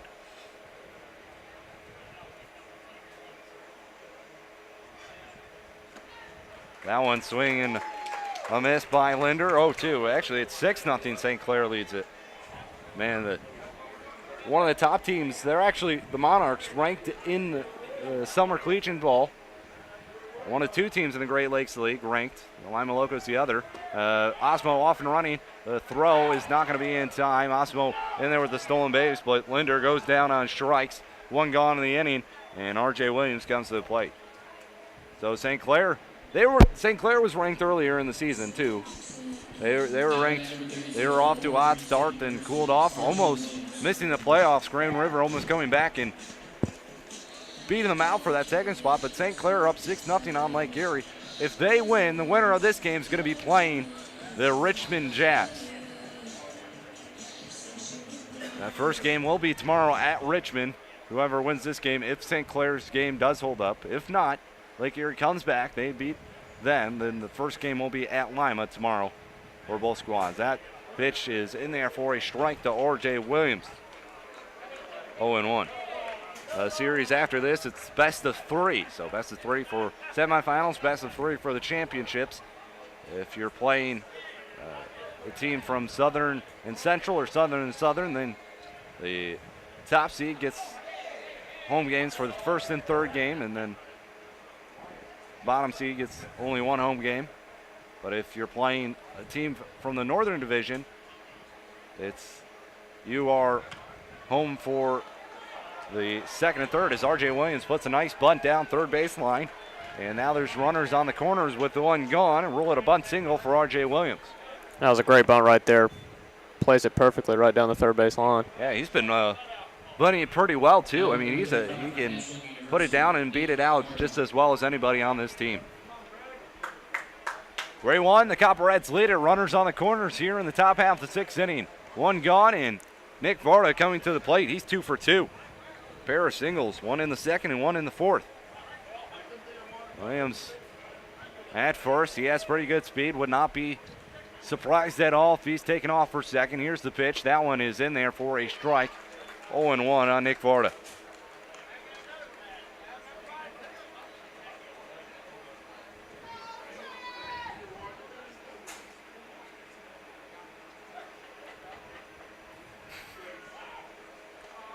R.J. Williams back in safely after a throw over from Dunham.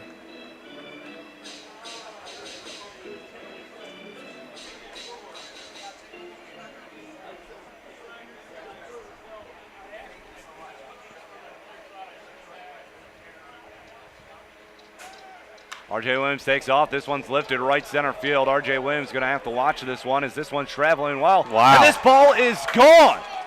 G-O-N-E, gone is the baseball. Nick Varda has given the Mariners the lead once more. Oh my gosh, that one just kept on carrying and carrying deep to right center field.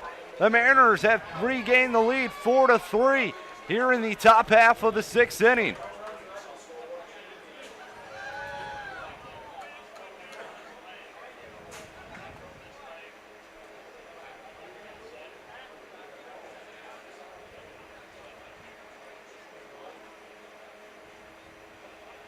I don't know what they're discussing here, but the Mariners have taken a 4-3 advantage over the Copperheads. I can't figure out what they're talking about right now. It looked like he pointed toward the Mariner dugout, maybe giving him a warning of some sort. I didn't see Varda do anything special going down the line, but that seems to be what they're talking about right now.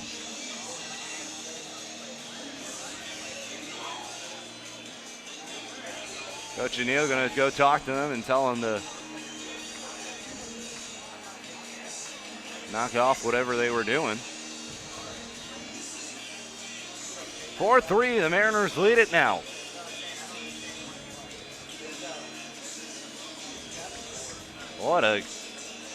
We kind of saw it earlier, the power of Varda, the foul ball, but he gets one fair here to right center field. 4-3 Mariners lead it, and here's Cole Womack. The pitch is down and away, 1-0. Check swing right there, caught him a strike. Well, they called it a strike on him, so down moves to 0-1, excuse me. I think it's safe to say Varda's seen the ball pretty well tonight. Oh, yeah, that one swung, and that one's grounded to third. Krim up with it, takes it on the hop, throw on to first in time. 2 gone. 2 gone in an inning, 3 in for the Mariners. Tom Eslich comes to the plate. He grounded out to third his first time up.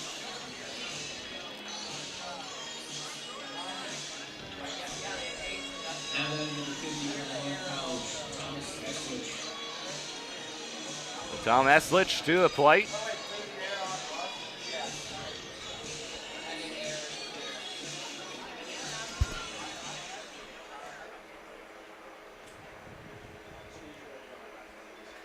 There's the line, the pitch. That one bounces. 1-0.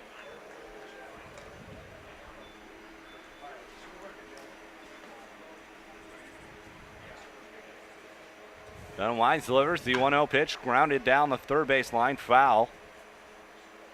1-1.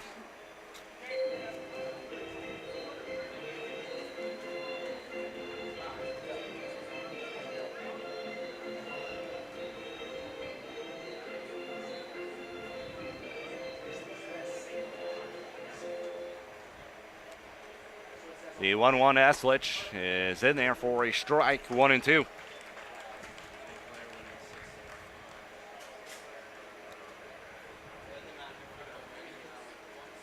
One-two swung on a miss. Eslich down on strikes for third and final out. But the Mariners, they take the lead here on a 3-run home run from Nick Varda. We go to the bottom half of the 6th inning. You're listening and watching Grand Lake Mariner Baseball right here on YouTube.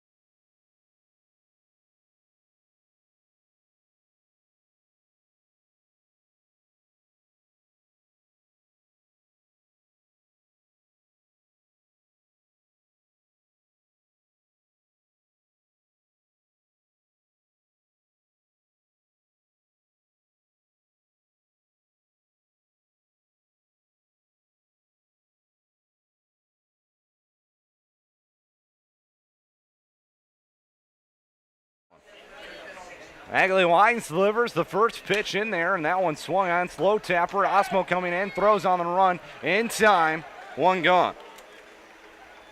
So one pitch, one out for Tyler Magley as he retires Blaine Grimm for the first out of the inning. The Mariners have taken a 4-3 advantage off a 3-run home run from Nick Varda that was absolutely smoked out to right center field. He got all of that one. And Evan Haberly coming to the plate now. And first base for the Copperheads. Magley Wines delivers the pitch. That one swung on. That one's punched foul. The right-hand side. Count goes 0-1. Haverly's going to be followed by Sunken. Batters in the inning. Haverly 0-for-2. He rounded out to second in the first. Blew out to left in the third and walked in the fourth. Here's the next pitch. That one's down low. 1-1. Copperheads have plenty of chances to open this game up, but not been able to capitalize. The 1-1 count. That one is downstairs as well. 2-1.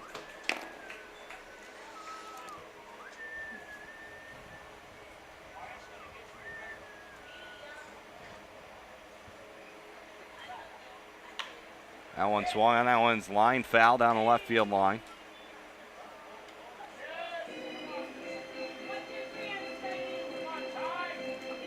Trying to make it so it's a little bit better to see. Apologize, because not the best camera in the world. It's better than, what was it, Licking? Or is it Lorraine? Press box in the football field? It's Galleon. Oh, yeah, Galleon, that's it. That pitch outside. So it's a 3-2 count here on Evan Haberly.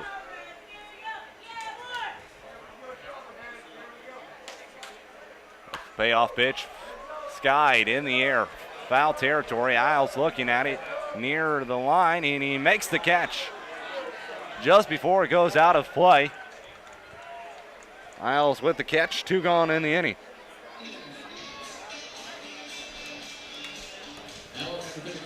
Something that we really don't have at our field is a lot of foul room to work with. The play that gets out at our ballpark. Oh yeah, a lot of foul territory like near the dugouts than at the Mariners, but I feel like we have it starts to narrow in down the line. That pitch swung on and missed by Sunken. 0-1.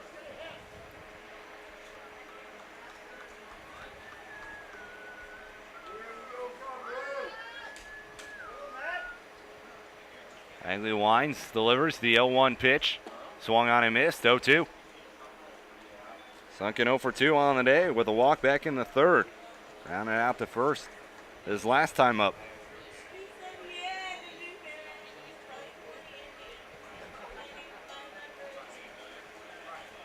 The 0-2 pitch. Swing and a miss. He's down and strikes. 1-2-3 go the Copperheads for the first time here this evening. We go to the top half of the seventh. Mariners lead at 4-3. You're listening and watching Grand Lake Mariner Baseball right here on YouTube.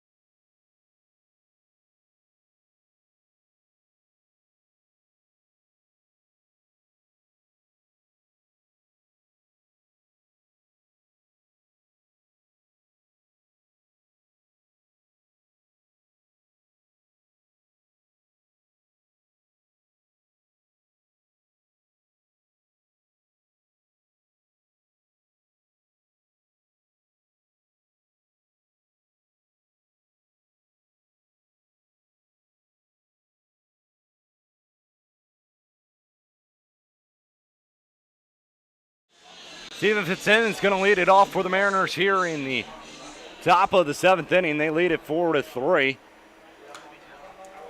Swings and fouls that one back. Now goes the 0-1. Nick Varda with a 3-run home run to right center field. Gave the Mariners the lead in the top of the 6th. There's the next pitch. Fitzsimmons down and away, 1-1.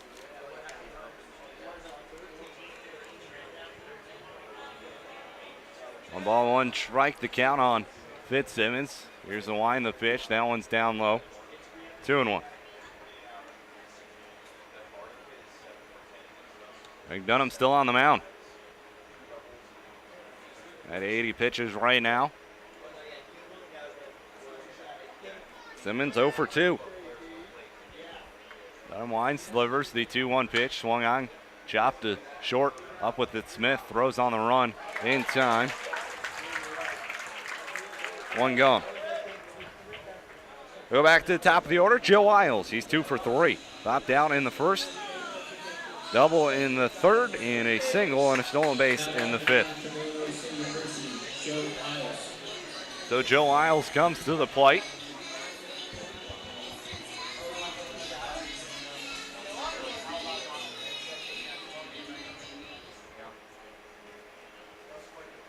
Wind the pitch. Isles fouls this one off to the right-hand side. Now moves the 0-1 on Joe Isles.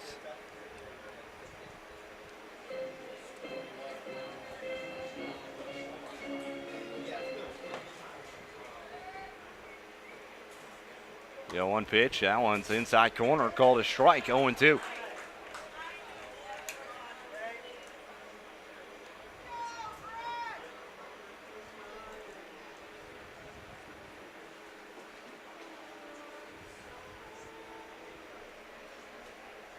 The 0-2 swung on, grounded to short. Smith backhand, throw on to first, offline, but tagging Isles on his way by.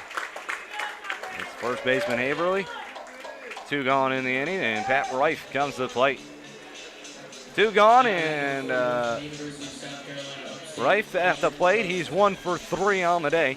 Struck out back in the 5th inning, flew out to left in the 3rd, singled back in the 1st.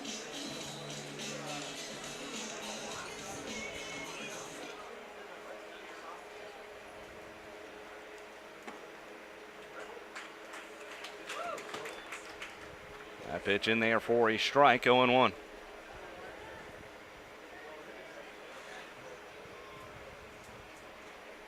That one swung on, lifted left field.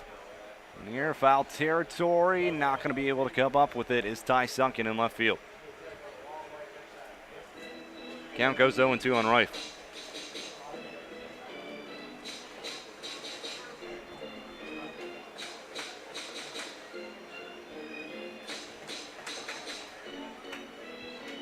Oh, 2 on Reif. 2 going. Top half the 7th inning. Unwinds, delivers the pitch, swung on, foul, back into the netting. Count remains 0-2.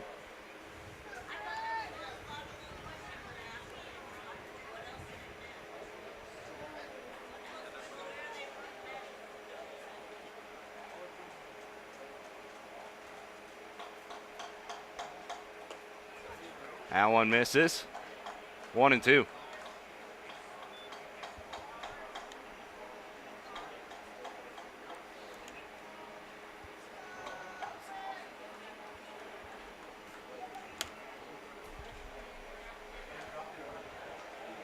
And Pat Reif swings and a ball in the dirt. Throw on down to first for the 3rd and final out of the inning. We go to the bottom half of the 7th. It's stretch time here in Athens, Ohio. Mariners on top 4-3. You're listening and watching Grand Lake Mariner Baseball right here on YouTube.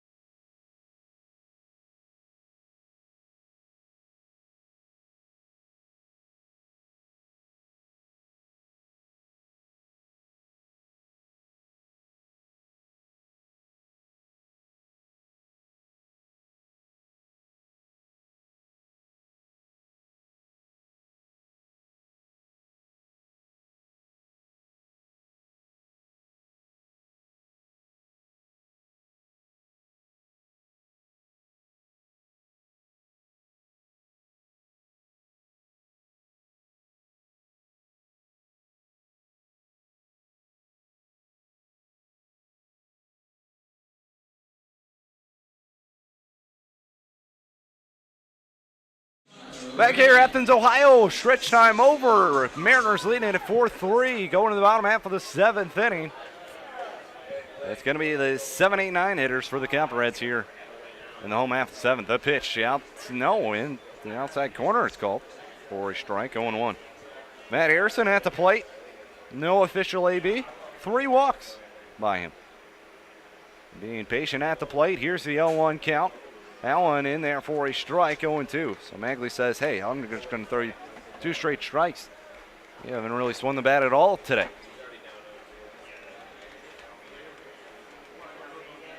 Magley winds, now delivers the 0-2 pitch. That one downstairs, 1-2. Seems like the bullpen shuffling around for the Mariners. Even though this is a must-win game, if you do win it, you need Magley in the postseason run. So we'll see what we do here. That one swung on and fouled off. Still an 0-2 count.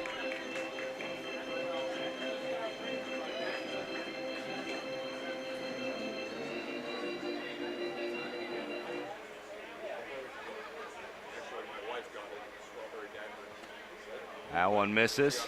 Moves to a 2-2 count now.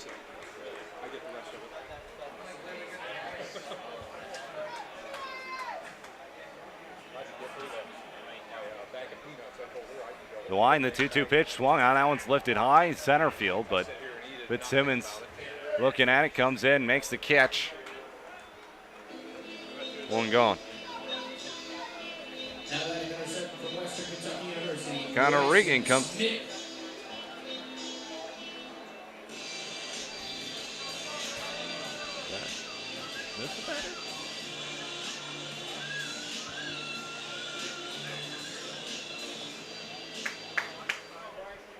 I guess I missed the batter somewhere along the line. Bryson Smith is at the plate. It's Connor Regan who was last up.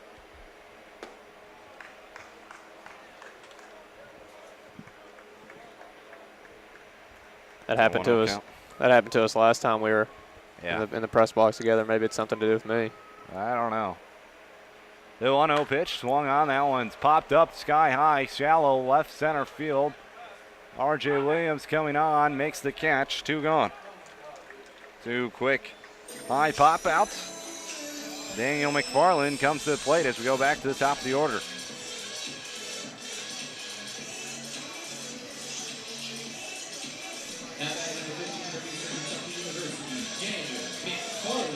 He's 0 for 2 with a pair of walks. Walked his last time up.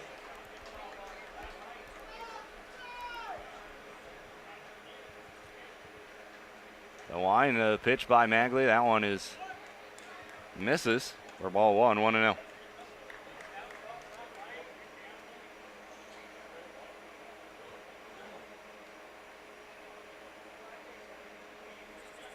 That one misses, 2-0. I count on Daniel McFarland.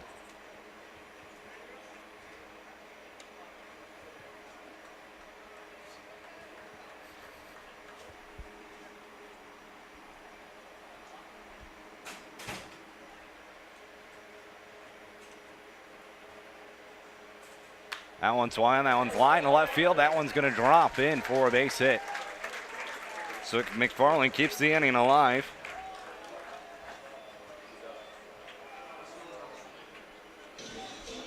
And Philip Tomasulo comes to the plate.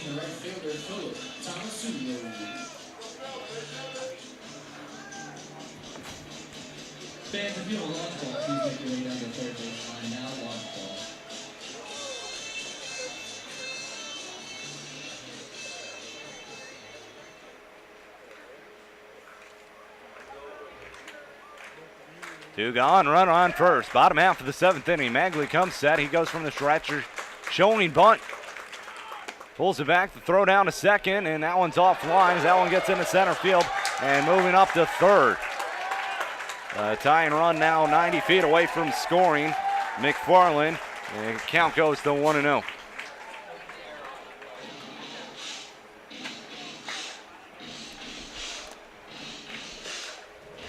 Two gone in the inning, however. But the tying run now 90 feet away from scoring. Didn't really understand that bunt right there with 2 outs. I think it A was fake more bunt. protection for Yeah. the runner who was taking off right there.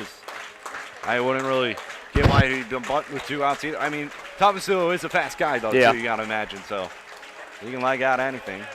There's the 1-0 pitch. That one in there for a strike. 1-1.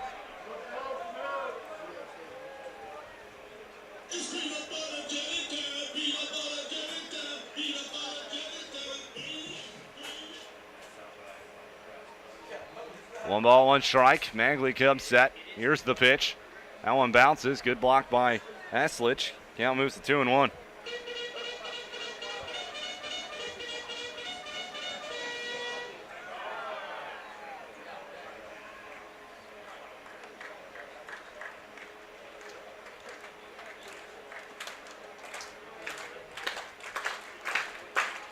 Man's getting into it. Hoping that tying run comes in to score. That one outside. 3-1 the count on Philip Tomasulo. Justin Antoncic would be the next batter if he could come up. If Tomasulo could get on base. Excuse me.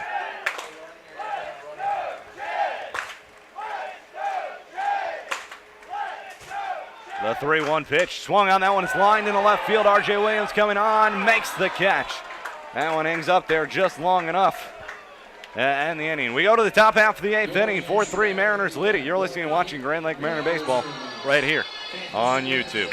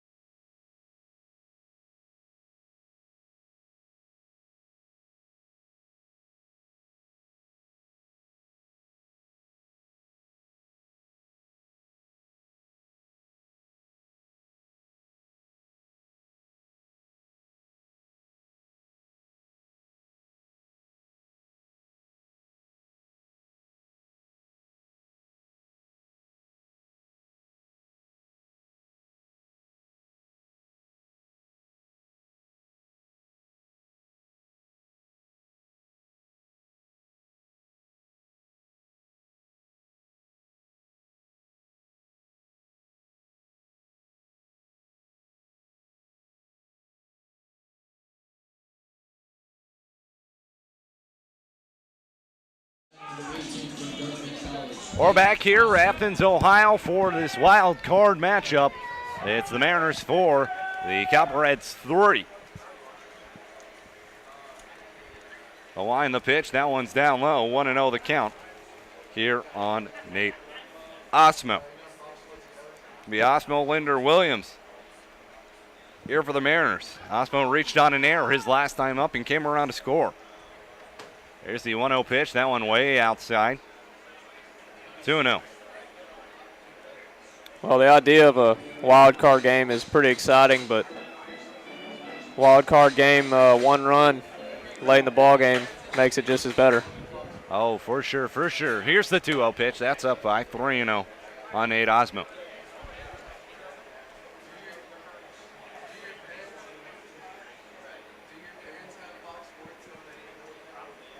Ike Dunham still in. The next pitch. Over for a strike, 3-1.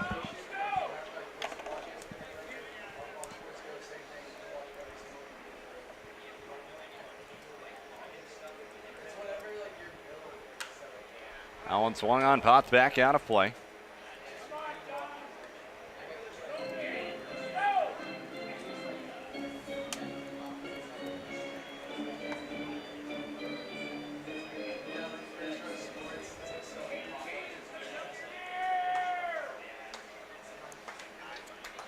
There's the line, the pitch. Inside, Osmo heads down to first with the leadoff walk. Tucker Linder going to come to the plate. He's 0 for 3. Ground out twice and struck out his last time up. Thrower at first, no one gone. Top half the 8th inning.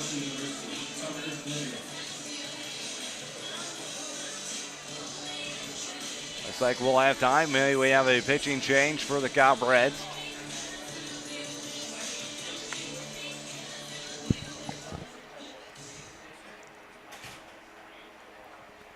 As we do have a mound visit. I was about to ask to see if anybody was getting warm in the bullpen, but you really can't see it from this angle that we're at. Yeah, they really have that. They have a tarp over the fence, so you can't really tell. Green Giants Monarchs game. Green Giants leading 6-0 in the bottom half of the 7th inning there.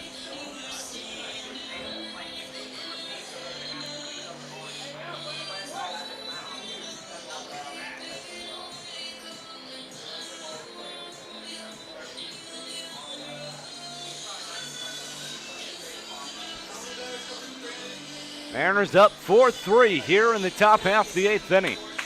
1-game playoff. Win or go home. Osmo down at first. Linder coming to the plate.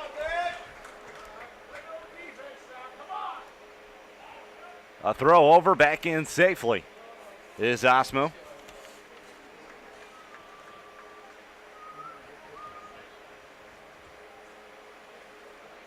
Next one swung on and fouled off. Count goes 0-1 on Tucker Linder.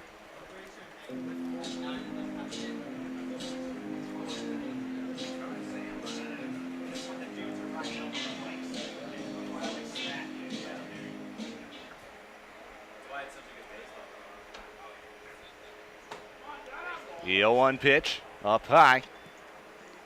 1-1. Dunham at 100. Or is that 98 pitches right now? Next one in there for a strike. 1-2.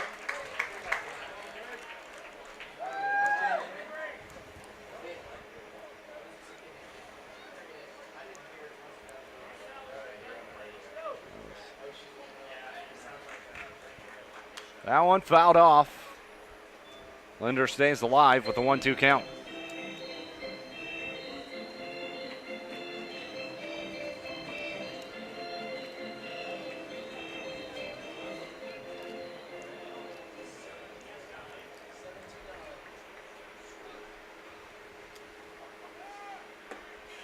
Osmo takes off for second. This one up high, and Osmo in there with a stolen base.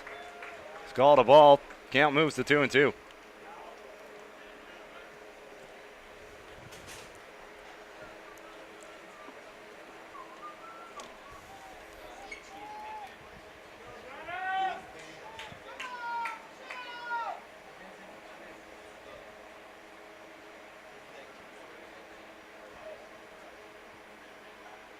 Balls, 2 strikes. Dunham comes set, the pitch. Swung on, that one's fouled back out of play. Linder putting together a good AB here. Runner on second, no one gone.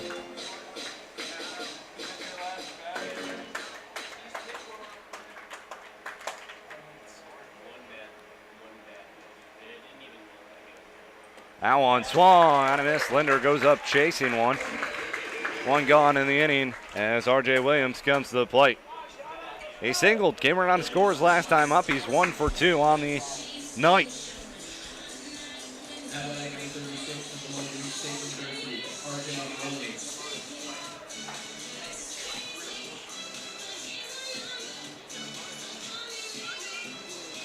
Well, if you're Dunham right here, you don't want to see RJ up to the plate because RJ is going to take a lot of pitches, and Dunham's up around the 100 pitch mark. Try to get it RJ as quick as possible if he could. That one swung on, that one's lifted left field, going back on it now, and that he makes the catch over his head. What a beautiful catch right there from Ty Sunken. And a Bowling Green State player takes one away from another Bowling Green State University player. R.J. Williams looking on at his college teammate saying, "What the heck, bro?" And now there's 2 gone. Yeah, I imagine they're going to talk about that after the game. Saying, oh, I'm sure. "Hey, why don't you let me have that hit right there?" Now batting number 35 from Ashland University, Nick This might be the last batter for Dunham. If he gets on right here, he might go to the bullpen. I think so too. Nick Varda to the plate. He's 3 Well- for 3, and then they're going to intentionally walk him. Well, I don't blame him for intentionally walking Varda. He's been seeing the ball really well tonight. Oh, yeah, he's 3 for 3, and he had that mammoth of a 3-run home run back in the 6th inning to give the Mariners the lead here. And he don't forget, he fouled one off that went pretty deep as well. So they intentionally walked him on 4 straight. Varda heads down to first, and now there's a force at third base. Cole Womack coming to the plate. He's 1 for 3. RBI single in the second, double play in the fourth, and rounded out the third this last time up. Now batting number 12 from Murray State University, Cole Womack.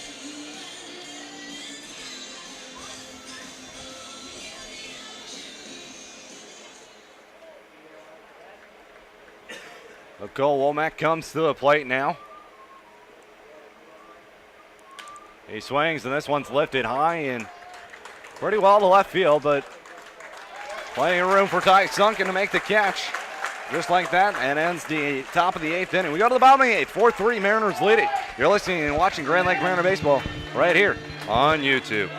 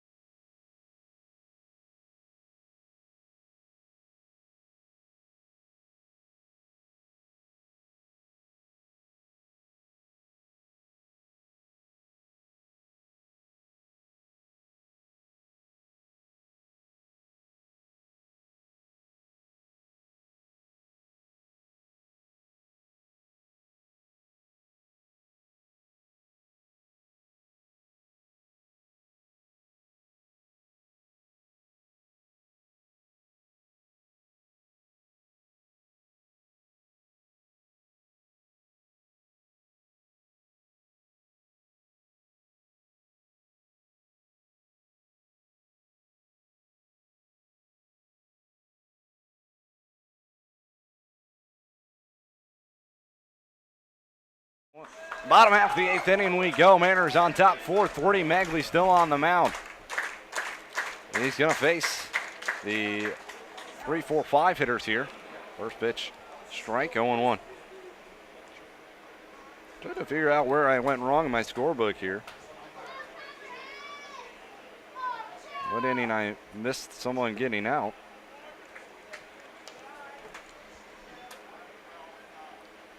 Just cannot pinpoint it.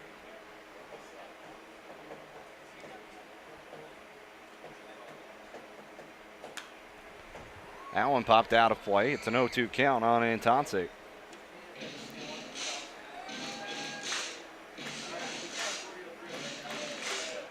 Looks like Damon Egner's tossing in the bullpen. I was surprised Magley went back out for another inning. Magley winds, delivers. Allen swung, Allen's lifted into center field. Fitzsimmons coming in. He's going to make the catch, shallow center field. One going.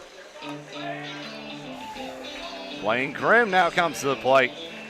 Always a dangerous batter, but he's 2 for 4 tonight with a double and a single and a strikeout. So Blaine Krim comes to the plate.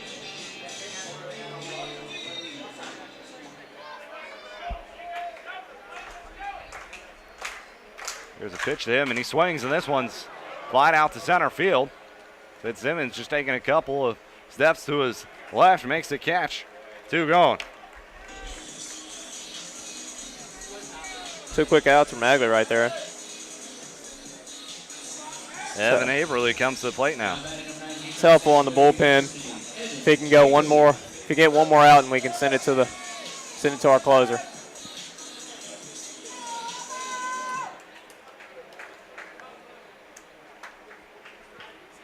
Here's the line, the pitch. And therefore a strike, 0-1. Haverly 0 for 3 on the night. Popped out to third his last time out. That one swung on out. It's roped down the third baseline, but ends up going foul. 0-2 count on Evan Haverly.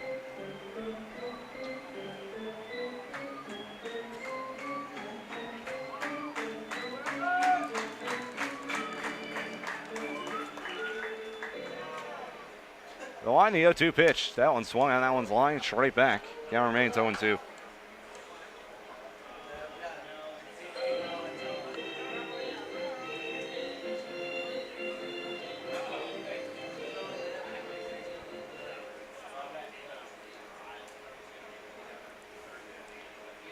That one bounces.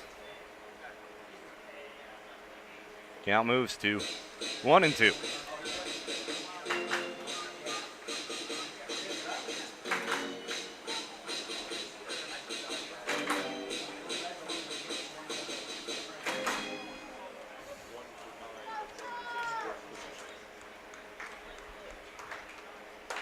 The line, the 1-2 pitch, swung on, grounded down third base. Isles dives, comes up with it, gets to his feet, throws on to first. It's a bullet. No, he's called safe.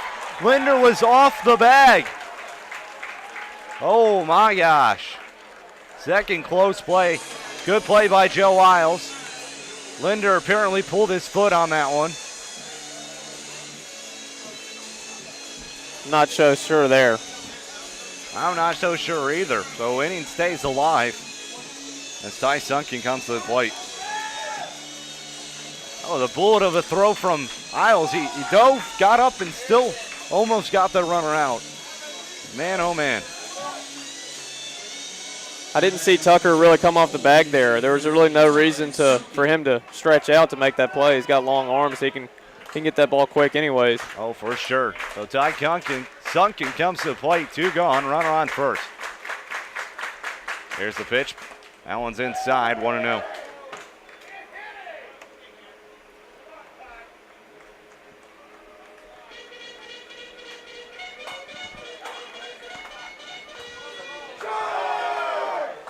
And somewhat getting into this game now.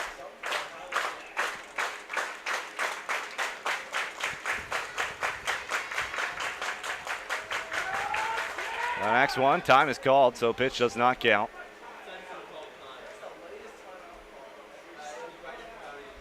It's still a 1-0 count.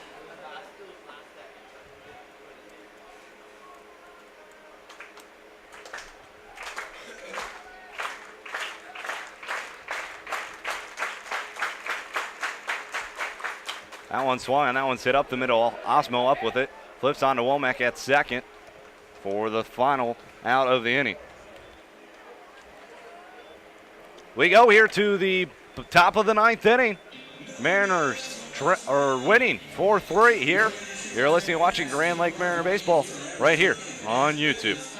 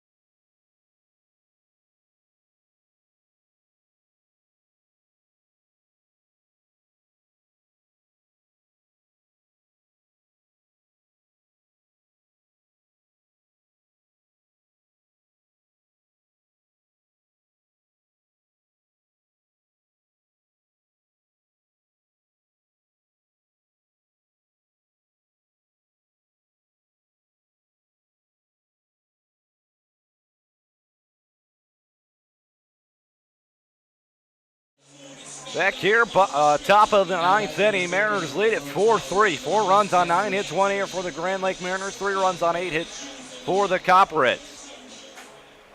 Tom Eslich going to lead things off for the Mariners here in the top of the ninth inning. The Eslich, Fitzsimmons, and Isles. There's the wind, the pitch. It's in there for a strike, 0-1.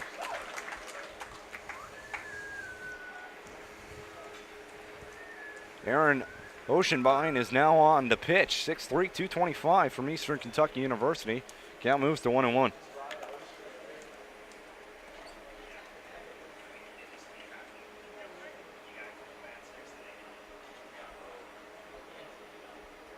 There's the next one up high. 2-1.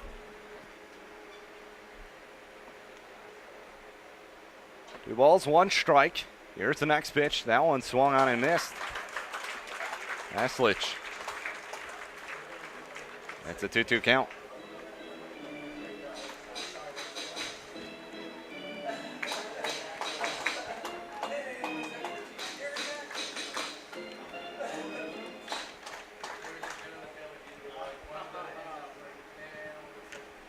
Two fouled off.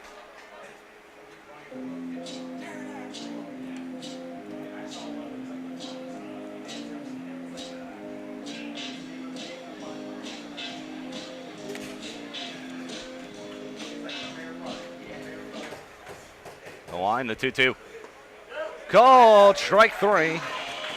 Eslich down on strikes for out number 1. Steven Fitzsimmons going to come to the plate now.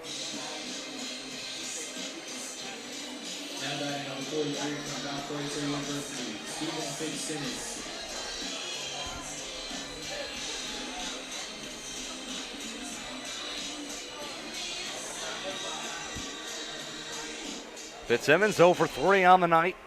As Oceanbine Wines delivers the first pitch down low, 1-0. 4-3 Mariners lead it here.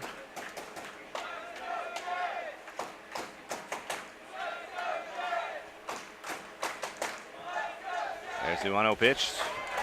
Big hack right there from Steven Fitzsimmons. Comes up empty, 1-1. Fitzsimmons trying to match Vara on that last swing.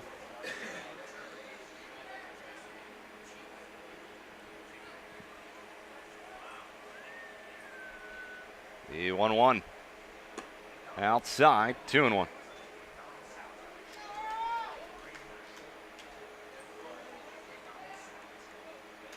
Lake Erie Monarchs going down to their final 3 outs. They're down 6-0. Next pitch outside. 3-1. So if St. Clair gets 3 more outs, they're advancing. They'll be playing Lima in the first round. The line, the 3-1 pitch, swung on and missed. Full count.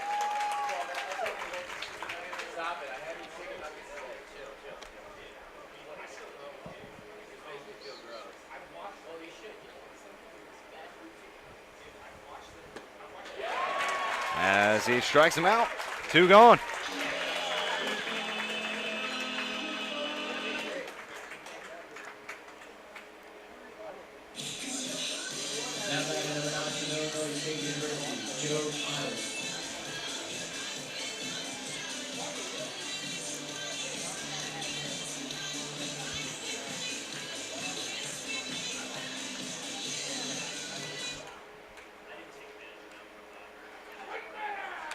As Isles to the plate, fouls that one off. It's an 0-1 count.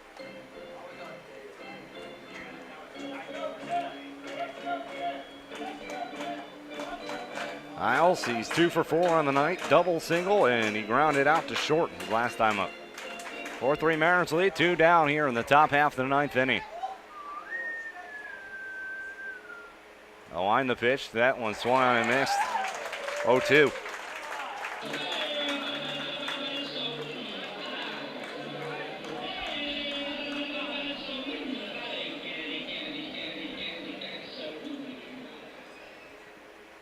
The 0-2 pitch swung on. This one's lifted left center field. Sunken coming in, makes the catch for the 3rd and final out. Mariners go 1-2-3. We head on to the bottom half of the 9th inning. Mariners looking to close it out and advance to the next round with 3 outs. They're up 4-3. We will be right back. You're listening and watching Grand Lake Mariner Baseball right here on YouTube.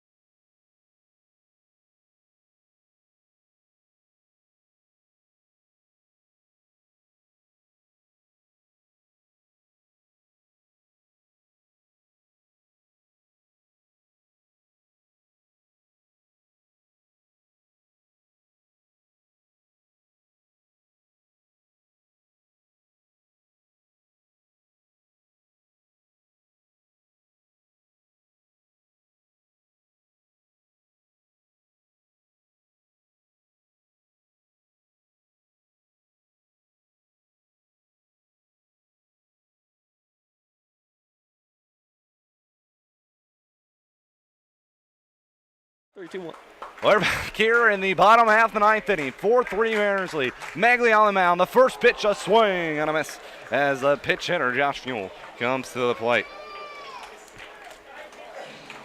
Well, it's literally do or die right here. It quite is. Win or go home. Cheds need a run to tie it, 2 to win it. Magley on the mound. It's an 0-1 count. He comes set, the pitch. That one swung on and missed. It's an 0-2 count. Magley going from the stretch instead of his windup here. Let's see if it pays off. He's ahead in the count 0-2. It's Harrison, or it's Fuel, Connor Regan, and Bryson Smith for the Copperheads here in the bottom half of the 9th inning. Here's the next one. That one's a swing and a miss. One gone in the inning. And that has quieted this crowd who was just up a moment ago.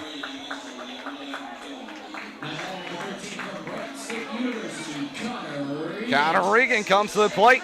He's 1 for 3, a double, and fly out to center as last time. He was hit by a pitch, which brought in a run.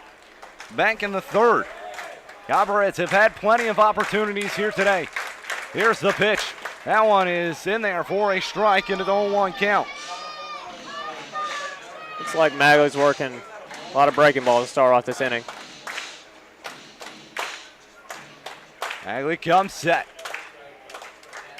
The 0-1 pitch. Swung on, this one's lifted into right field. Varda trying to look for it. It comes in, makes the catch, 2 gone. Mariners 1 out away from advancing to the semifinals of the Great Lakes Summer Collegiate League playoffs. They'll more than likely face Richmond if they can get this final out. And now batting, trying to keep things alive, Bryson Smith, the shortstop. 0 for 3 on the night, flew out to left field his last time up. Looking to keep the Copperheads alive here tonight. 2 gone. Magley comes set, the pitch. That one swung on, fouled, straight back. Count moves to 0-1. Copperheads are pretty aggressive here in the last inning, swinging it nearly every pitch. Magley comes set. The 0-1 pitch. Swung on, grounded, foul down the first baseline. Magley way ahead, 0-2 right here on Bryson Smith.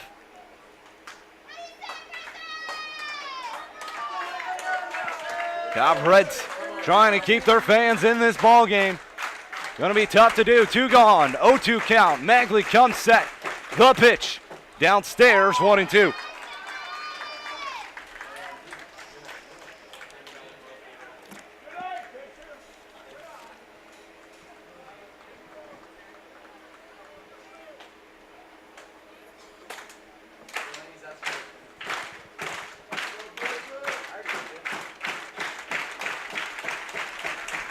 The 1-2 pitch. Inside.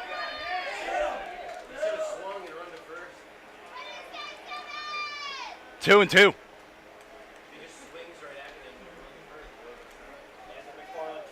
The final is, it is final now. In Lake Erie, the Green Giants have won 6-0. It's a 2-ball, 2-strike count. Here on Smith, Magley comes set the 2-2. Swung on this one's line foul down the right field line. Count, it goes into the Mariner bullpen. Count remains 2-2. So the winner of this game is going to be playing Richmond in the next round of the playoffs. They'll be at Richmond. Magley comes set. The 2-2. Swung on a miss. The Mariners win. They are advancing. They will play at Richmond tomorrow at 7:05 in round 2 of the GLSCL playoffs. The Copperhead season comes to an end here tonight, and the fans are applauding their hard work on the season as they should. Second place in the Southern Division, and their season comes to an end. Mariners advancing, keeping their season alive. Mariners win 4-3 once again here tonight. We'll have at least 2 more games for you. We'll play tomorrow at Richmond and then Thursday at home at Montgomery Field. Mariner season stays alive with a victory here today. Let's see if this team has what it takes to move on. For Ryan Strobeck and Stephen Morrison, I'm saying have a good night, and we'll see you tomorrow, folks.